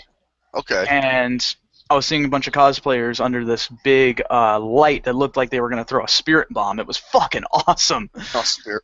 Yeah, Spirit Bomb. That's like one Gary shits. He has to grab the power of the entire world to learn to do a BM. Oh, jeez. That's the Gary Spirit Bomb shit right there. Oh my god, he made the face for it. God, oh, that's gonna be beautiful. You sound like a fucking semi-truck's brakes worn out. So, anyways, I found myself a figure from Monster Hunter. It was a little feline with a great axe and everything like that. It was cute as fuck. Aww. And I got it on my desk right now, actually. It's really neat. So, in the now here's the thing. I already did a lot of moving around, so my legs were like hurting so bad. Like I never have walked this much before, and I walked a lot on day 0. So now I'm like my feet and legs are like, oh fucking, it's like feels like I got cinder blocks for feet now. Oh, Yeah, you're moving like Simon Belmont in Castlevania. Oh, dude, yeah, seriously. Fucking god, dude. If I didn't have good, like if I wasn't so excited, I'd probably look like fucking Igor too. Ooh, Gary. Oh god. So I was excited. Now, I went through everything, and I was trying to get in contact with one of my friends from Las Vegas, my very first friends I've ever made, because we're all grown up now. And I was trying to get in contact with him, and I couldn't find him. He said he was cosplaying Roxas from Kingdom Hearts, and what I thought I found was him. It wasn't. So, but the guy still had a really awesome cosplay anyway, so I got a picture of that. Also, Lucas, I found that boy in the exhibit hall too. That boy. Oh Yeah. shit! Wait, no! It's the perfect time for this. Oh, for fuck's sake! Oh, It's fuck's the perfect sakes. time. For this. I'm sorry, I had to say something. Yes, Dat Boy. I am getting a Dat Boy T-shirt, which is going to be awesome. Getting in the mail next couple of days, and oh boy, I am very, very happy. Yeah, well, see, the thing is, this guy, he was actually able to ride on a unicycle. That was the most impressive part about this. Like, I was impressed, but I didn't get the picture of him doing that. I couldn't get my phone up in time, so. Just because of saying Dat Boy, I have to play this. Get the shit out of here! Okay, so after going through the exhibit hall and such like that, I was like, I'm tired. I'm gonna go back to the hotel to rest up for a moment. So I go back, and I had myself some Jimmy John's afterwards. It was pretty nice. It was pretty good stuff. My friend that brought me to LA found me a JoJo's Bizarre Adventure figure of one of my favorite stands in the series. And it was only for $45. I was like, ooh, nab it. And it was the last one, too. Nabbit. So, it was cool. Not the Nintendo character, Nabbit, but Nabbit. No. So, I decided to go ahead and pay him off with that because, it was very nice of him to grab it for me. And I have it sitting in my room right now, too, but it's still in its box. I don't plan to open it back up. So, okay, so I rest up in the hotel, and I try to go back to AX by walking again. My legs are like fucking dying, but I feel a little better. God, they feel like fucking like my calves feel like fucking stone right now. Jesus Christ. That's good. That means you're getting a good pump. You're swole. My legs were fucking swole by the end of this shit, man. Yeah, so would my cock seeing all those hot anime chicks. I'm your fucking naughty. Metallica Maniac said, "Isn't there a character in JoJo named REO Speedwagon?" Yes, Speedwagon. He's one of my favorites from Part 1. Robert E.O. Speedwagon is his actual name. So, yeah, everything in JoJo is a musical reference, by the way. So, Crazy Diamond is also Pink Floyd. Shine on You, Crazy Diamond. Oh. What are you giggling about? Oh my god. Is it about football? Is it about Aaron Rodgers meme? No, Gary sent me something. What did Gary send you? Is it is it about American Dad? No, just go ahead, Shay. Just go ahead. Don't mind me. Okay. So, what I've now I would try to rush back to the convention as quick as I could because of one reason. There was a panel going on. Has anybody heard of the group Mega 64? Yeah. Mega 64. Anybody heard of it? I've heard of Mega 64. Yeah. Mega 64. Okay, these guys that would bring video games to real life and make asses out of themselves. And they first hooked me on Tetris. Shit was mad funny. Like this guy dressed up as an L block and went around places. Oh, So it was great. Now I haven't watched these guys in a long time, but my friends actually snuck me into the panel because it was already booked and security wouldn't let me through. So they got me in anyways, though. Now this is the very first panel I've ever been to, but oh my god. If the video ever gets shown up, I gotta show you all this. I was fucking dying. Oh my god, it was funny. Also, Metallica Maniac also said, what about Dio? Yes, Dio is the biggest dick I know. He's like one of the main villains of, what was it? JoJo. So, anyways, and yes, Austin, there was an Assassin's Creed one that they did. That was good. Now, what they showed off in the panel was, what was it? It was, Final Fantasy VII. Oh my god. Did it involve Cloud and a big ass sword? Yes. Had to. So I was watching this, and the thing is too, every single year they make a video about the cosplayers that are seen at like AX and stuff like that. And during the panel before they were showing off the video, one half was in LA while the other half was in Texas, and they were trying to have a fun off. So, and let me tell you something. Fun off? Yep. And dude, it was crazy. Like, what was it? One of the guys actually went as Hillary Clinton last year. Oh. What, did she look like a bulldog? She's ugly as fuck, that's all I know. Well, I was gonna say, if someone should just walk around with a bulldog, leash, I'm like, here you go, Hillary Clinton. Yeah. But yeah, just a few things just to mention that. Now, during the panel, they did, instead of a Q&A that they usually do, they did a truth and dare. Oh. Now, where three of the guys from Mega 64 would do truth or dare back and forth. Now, one of them was because this one guy, the guy who went as Hillary Clinton last year, went out as like this really freaky looking clown guy. Oh my god, what now? Yep, another one by Gary. Remember that photo I was laughing about earlier? Oh yeah, that one. Oh my god. Yeah, that's a face only a mother can love. He's just starting to roll. Oh, damn. Oh man. My eyes are watering.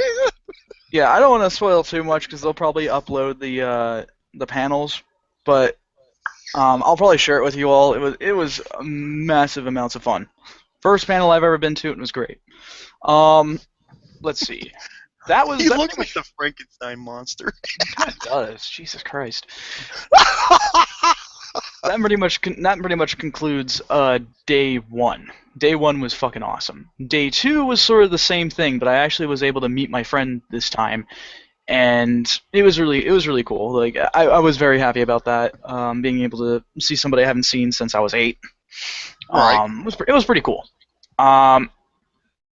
Let's see. Nothing really remarkable happened on day 2. Oh, wait, I'm sorry. Yes, it did. We actually were trying to go to a really nice restaurant. However, for some odd reason, even though they said that they could get us in, it was already booked when we got there. Now, we actually had to go down to southern LA. Now, I'm not sure if anyone's aware of that, what southern LA is like, but it's super fucking sketchy. Now, my feet and legs were fucking killing me, so we had to go ahead and return back to the hotel. Well, one of my friends and I did. And we actually went to this hotel that actually has multiple floors with restaurants in it.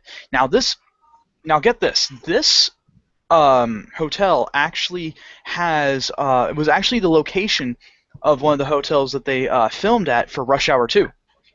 Same place, no shit. Okay. So it was pretty cool. So we decided to get Subway, and we come back, and apparently they all a lot of them went out to drink, and they brought in. I actually passed out for a little while because they were going to go to a comedy club that was in AX, and apparently it really sucked. But anyways, they brought back somebody who apparently was a replacement for one of the other friends that couldn't come along, and he.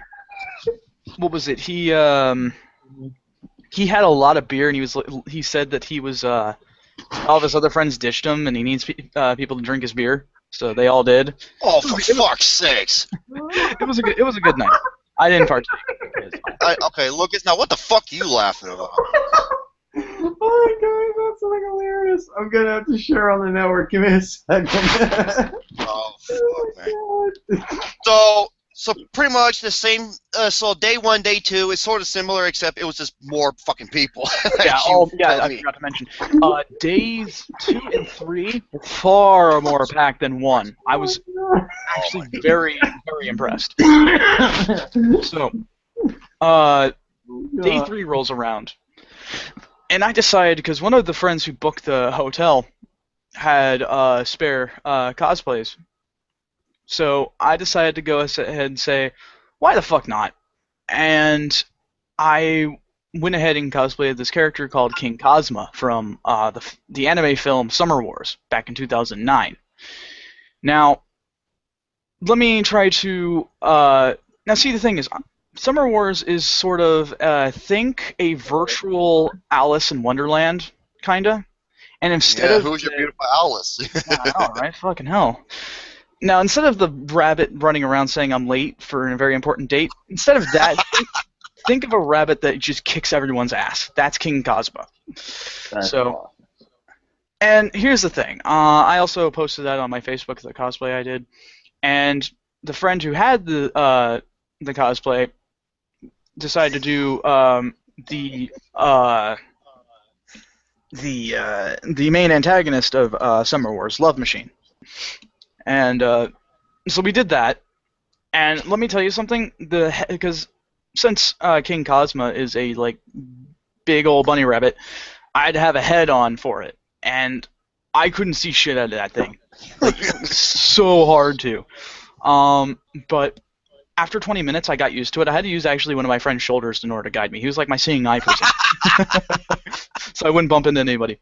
Now, when I got there, when I finally put the head on and everything and got the whole thing together, I was stopped for photos every 4 minutes. It was crazy. Now, I know Jerome, of course, has a very strong opinion with kids, and so do I. I'm not a fan of kids. I want to say strong. It's just that I fucking hate their guts. Well, man, if that ain't strong, I don't know what is. Shit. No, Lucas! No fucking football! No football! No more football! You shoved the football up your butt along with Kirby, as you were. No! So, but yeah, because the thing is, some folks decided to bring their kids along, and they were actually pretty well behaved, actually. It was crazy. But they'd always yell out, "Oh, bunny! Bunny!" towards me. Because that was the big-ass rabbit. Well, I waved at this one kid, and oh my god, I brought the biggest smile to their face. It was great. You know what I would say to him? I'd be like, "Hey, come here, kids. I'm going to give you some chocolate Easter eggs." See, now this is why we won't allow you to do this. No. So, we decided to go to this room where they had a bunch of displays so you can take group pictures and stuff like that. You know, whatever ideas come to mind. Right. Well, get this. We were just sort of walking along, and this guy stops us. Hold on, let me look up his name again. Hang on. Okay. It was really impressive. I know, guys. I know, guys. Okay, just settle down. I know. Hey, what? No, nothing. Don't worry about it. Kirby. No, what the fuck? Kirby? He's flying around in a star, and he's awesome. Who, that fucking fat vagina lip? In between the lines. Oh man. Yeah, I can't. You know how I can read between the lines? It's been up Kirby's butt. No, or I'll get Little Mac to kick your ass. So look, Little Mac, look how awesome this Little Mac means. Sorry, I just gotta find this guy's name. Hang on. Super Macho Man. Okay, well, when you here it is. Oh, never mind. I found it. Okay. So this guy comes up and he's like, "Whoa, those are impressive cosplays.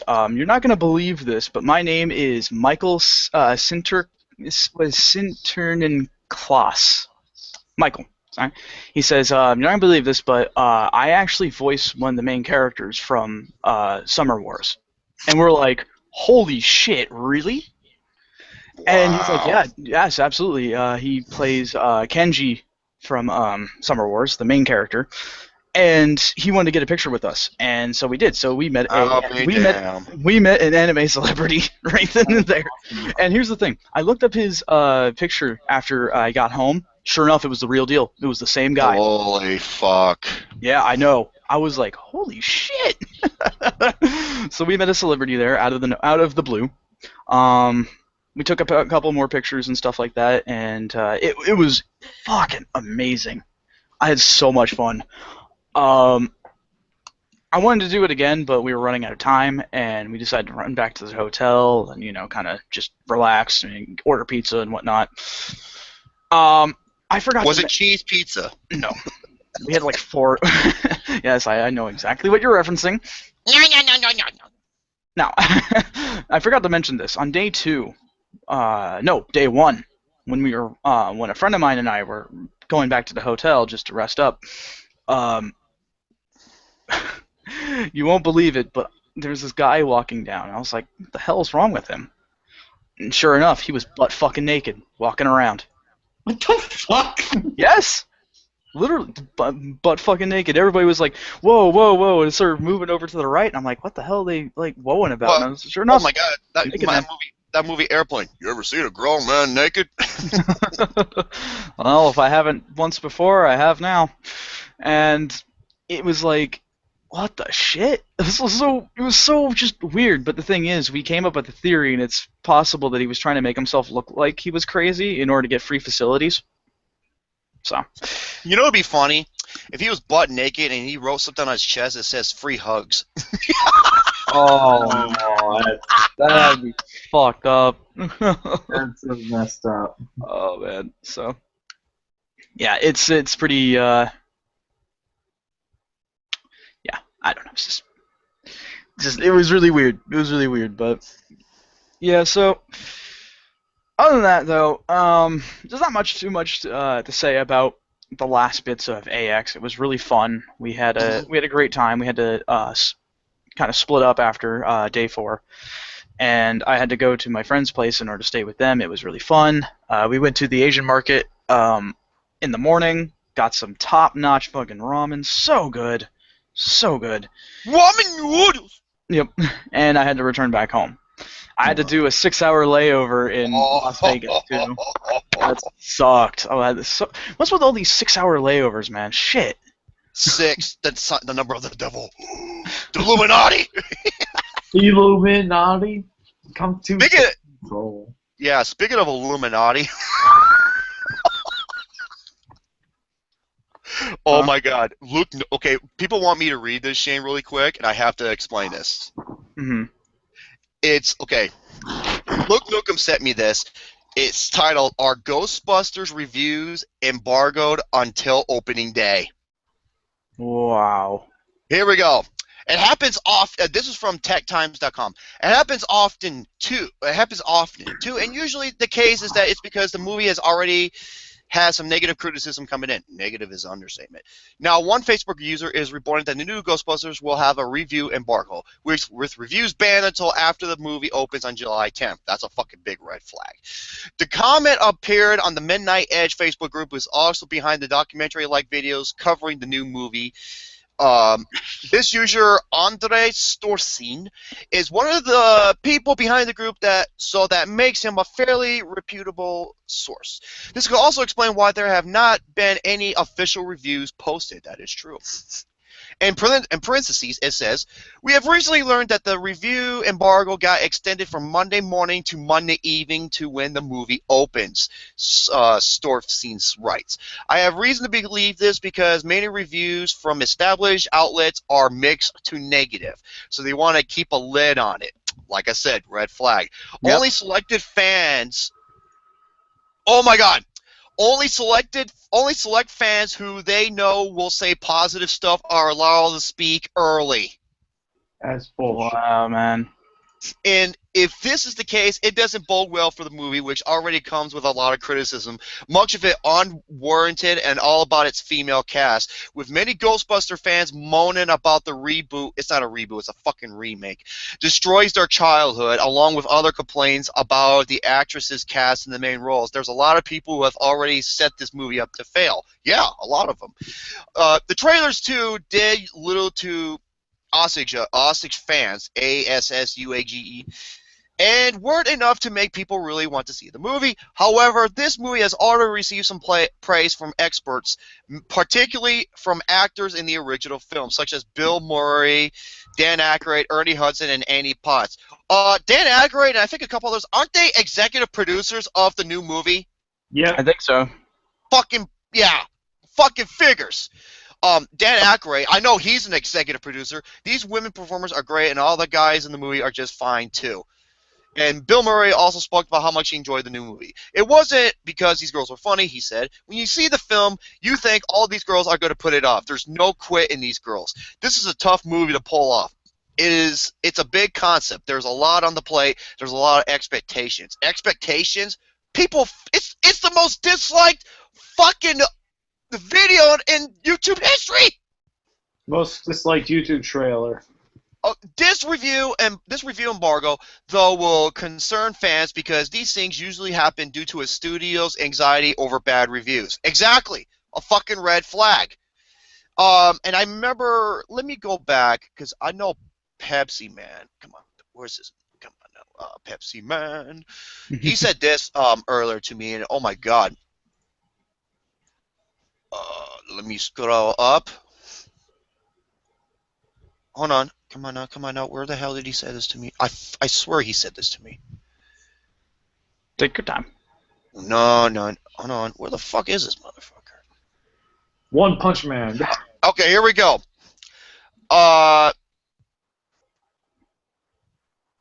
Stars and Lions. Oh yeah, this is from Lionsgate, right? I think so. I think. Okay, correct me if I'm wrong, because if it is, they have a massive history of doing this shit. Of not screening it for critics or embargoing reviews until opening day. They are known for this. Oh, man. That's ridiculous. That is. Who the fuck are they trying to bullshit? Yeah. I don't get it, man. Yeah, and the other thing is, oh my god, folks, one last thing, and, you know, I had a bunch more, but I'm just going to, you know, because we're at the 2-hour mark, and I know these guys don't want to. John Campia also said the embargo lifts Sunday night. Yeah, but I don't like John Campia, never have for many years, and I have many reasons why, so. All I got to say, yeah, Giovanni Campia, as you know, also he's known as. Now, I think I saw the worst fucking wrestling match in history. Oh, we gotta talk about this. Dude, okay. I'm gonna be watching this after the show. Dude! Okay, 05.09, hey, what's up, you guys? He was on Skype with me last night. And I heard about this, you know, TNA's getting fucking publicity, but I don't give a fuck about how it does commercial-wise or business-wise, because I don't use that to judge a wrestling match. I don't.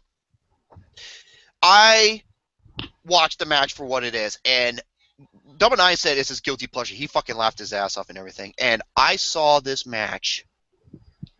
Holy fucking dog shit, and blueberry juice. Damn. This may in fact be the absolute worst fucking wrestling match I have ever seen in my entire fucking life. And these are some of the comments people like. It's like, oh, it's supposed to be bad. I'm just like, okay, so if I put on a shitty movie and it's supposed to be bad, does that make it good? Not technically speaking, no. Now, okay, here's the thing. Like, I've seen awful movies, but they turn out to be entertainingly bad. I'll give you a couple. Look at Oogie Loves, okay? Or look at The Room. Look at The Room. The Room is a prime example. Or Plan 9 from Outer Space. Okay? Those are, I mean, okay, yeah, it's bad, but I got an entertainment factor out of it. With this bullshit? Holy fuck! Okay, first of all, it's not filmed like a wrestling match. It's filmed like a short movie. Jeez. Yeah, it's got some of the worst editing and camera work I have ever fucking seen in my entire life. The logic is thrown out the fucking window. It's got the worst acting I think I've ever seen. This is with Matt and Jeff Hardy, Jeff Hardy, he's like way past his prime, and fucking Matt Hardy, he looked like he just came out of a fucking, he just looked like he came out of a Marilyn Manson music video or a fucking Tim Burton movie. Oh, jeez. He looks like if Clint Howard and fucking Jay Leno fucked and had a kid. That's what Matt Hardy looks like. Oh, jeez, dude. He is fucking hideous. And they're going with this Brother Nero bullshit, and oh my god! And I love how people say, "Oh, it was creative. I enjoyed it because it created." I'm like, no, this was fucking idiotic bullshit. Oh man. Yeah, I figured you would love this match, Luke Nukem. I'm sorry. If you love it, explain to me. How is this match good? Seriously, because okay, Justin Williams, Joshua Cook, and especially Gary. You saw his reaction last night, Shane.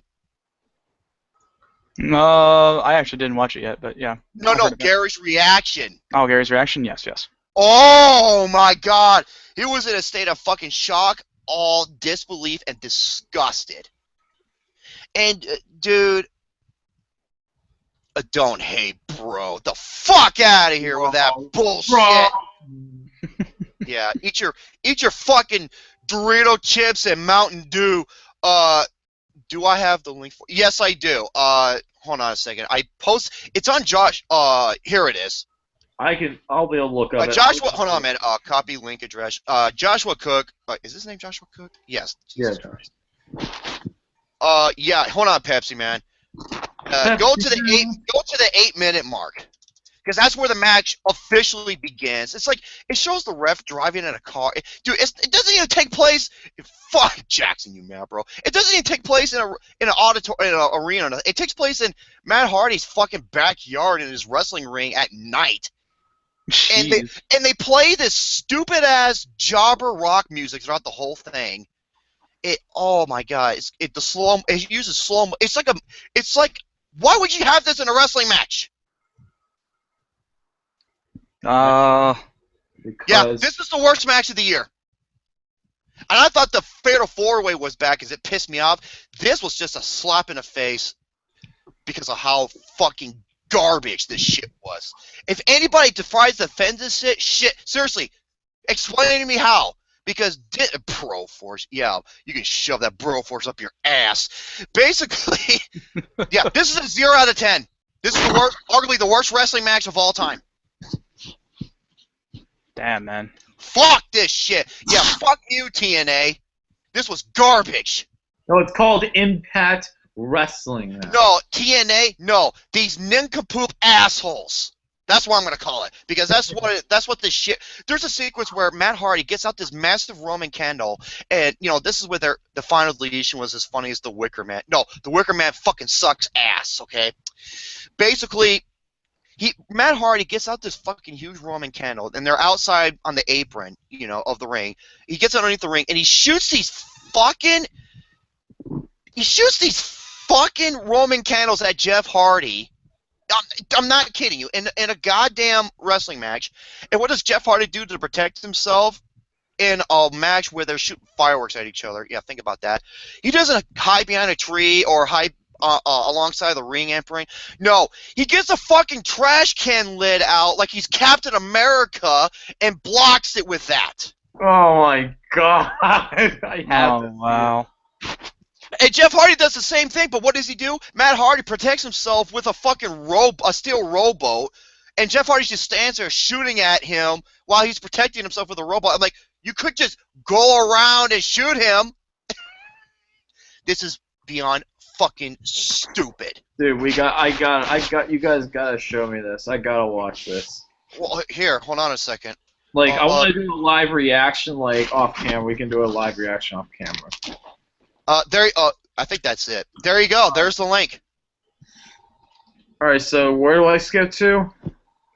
Fuck The Wicker Man. Thank you, California Cougar. The Wicker Man with Nicolas Cage is in my top 10 worst fucking movies of all time. It was a piece of fucking garbage. I was so pissed off I wanted to break someone's fucking neck. That's how mad I was. Damn. Same thing with... I have it, though, but...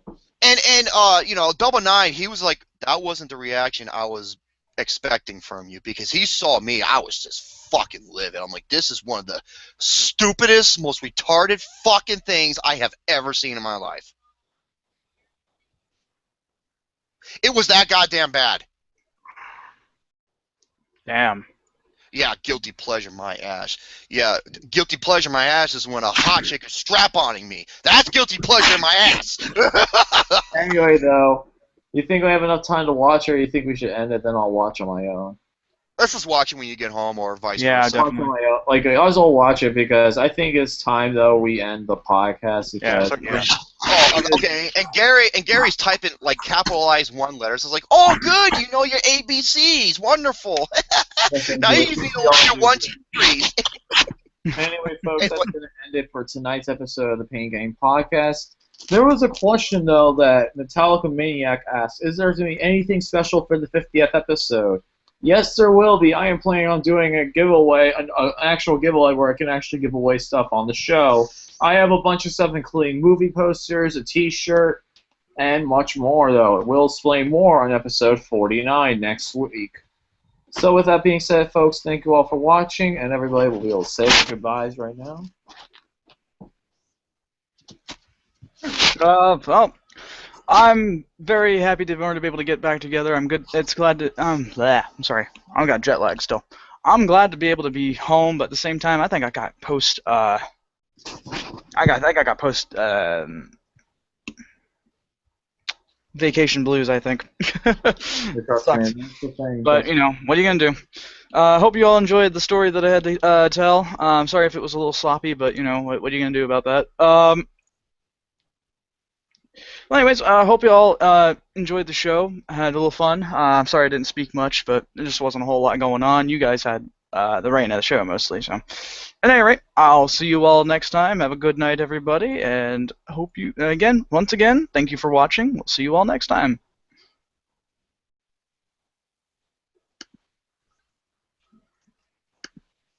Oh, this video. I'm ready to see it because of how bad this thing looks.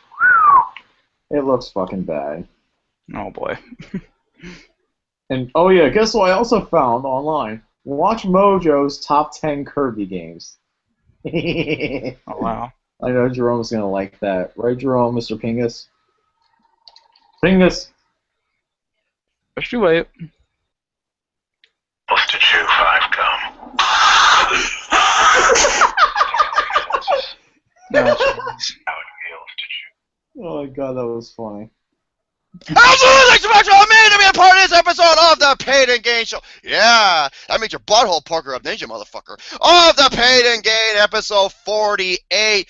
Boy, he's made his butthole pucker up more than Kirby did. Join us for episode 49 as we continue our amazing triumphant run of the Paid and Gain Show. Until the next episode, Stay tuned, and once again, motherfuck the Wicker Man and the final deletion. And Hillary Clinton.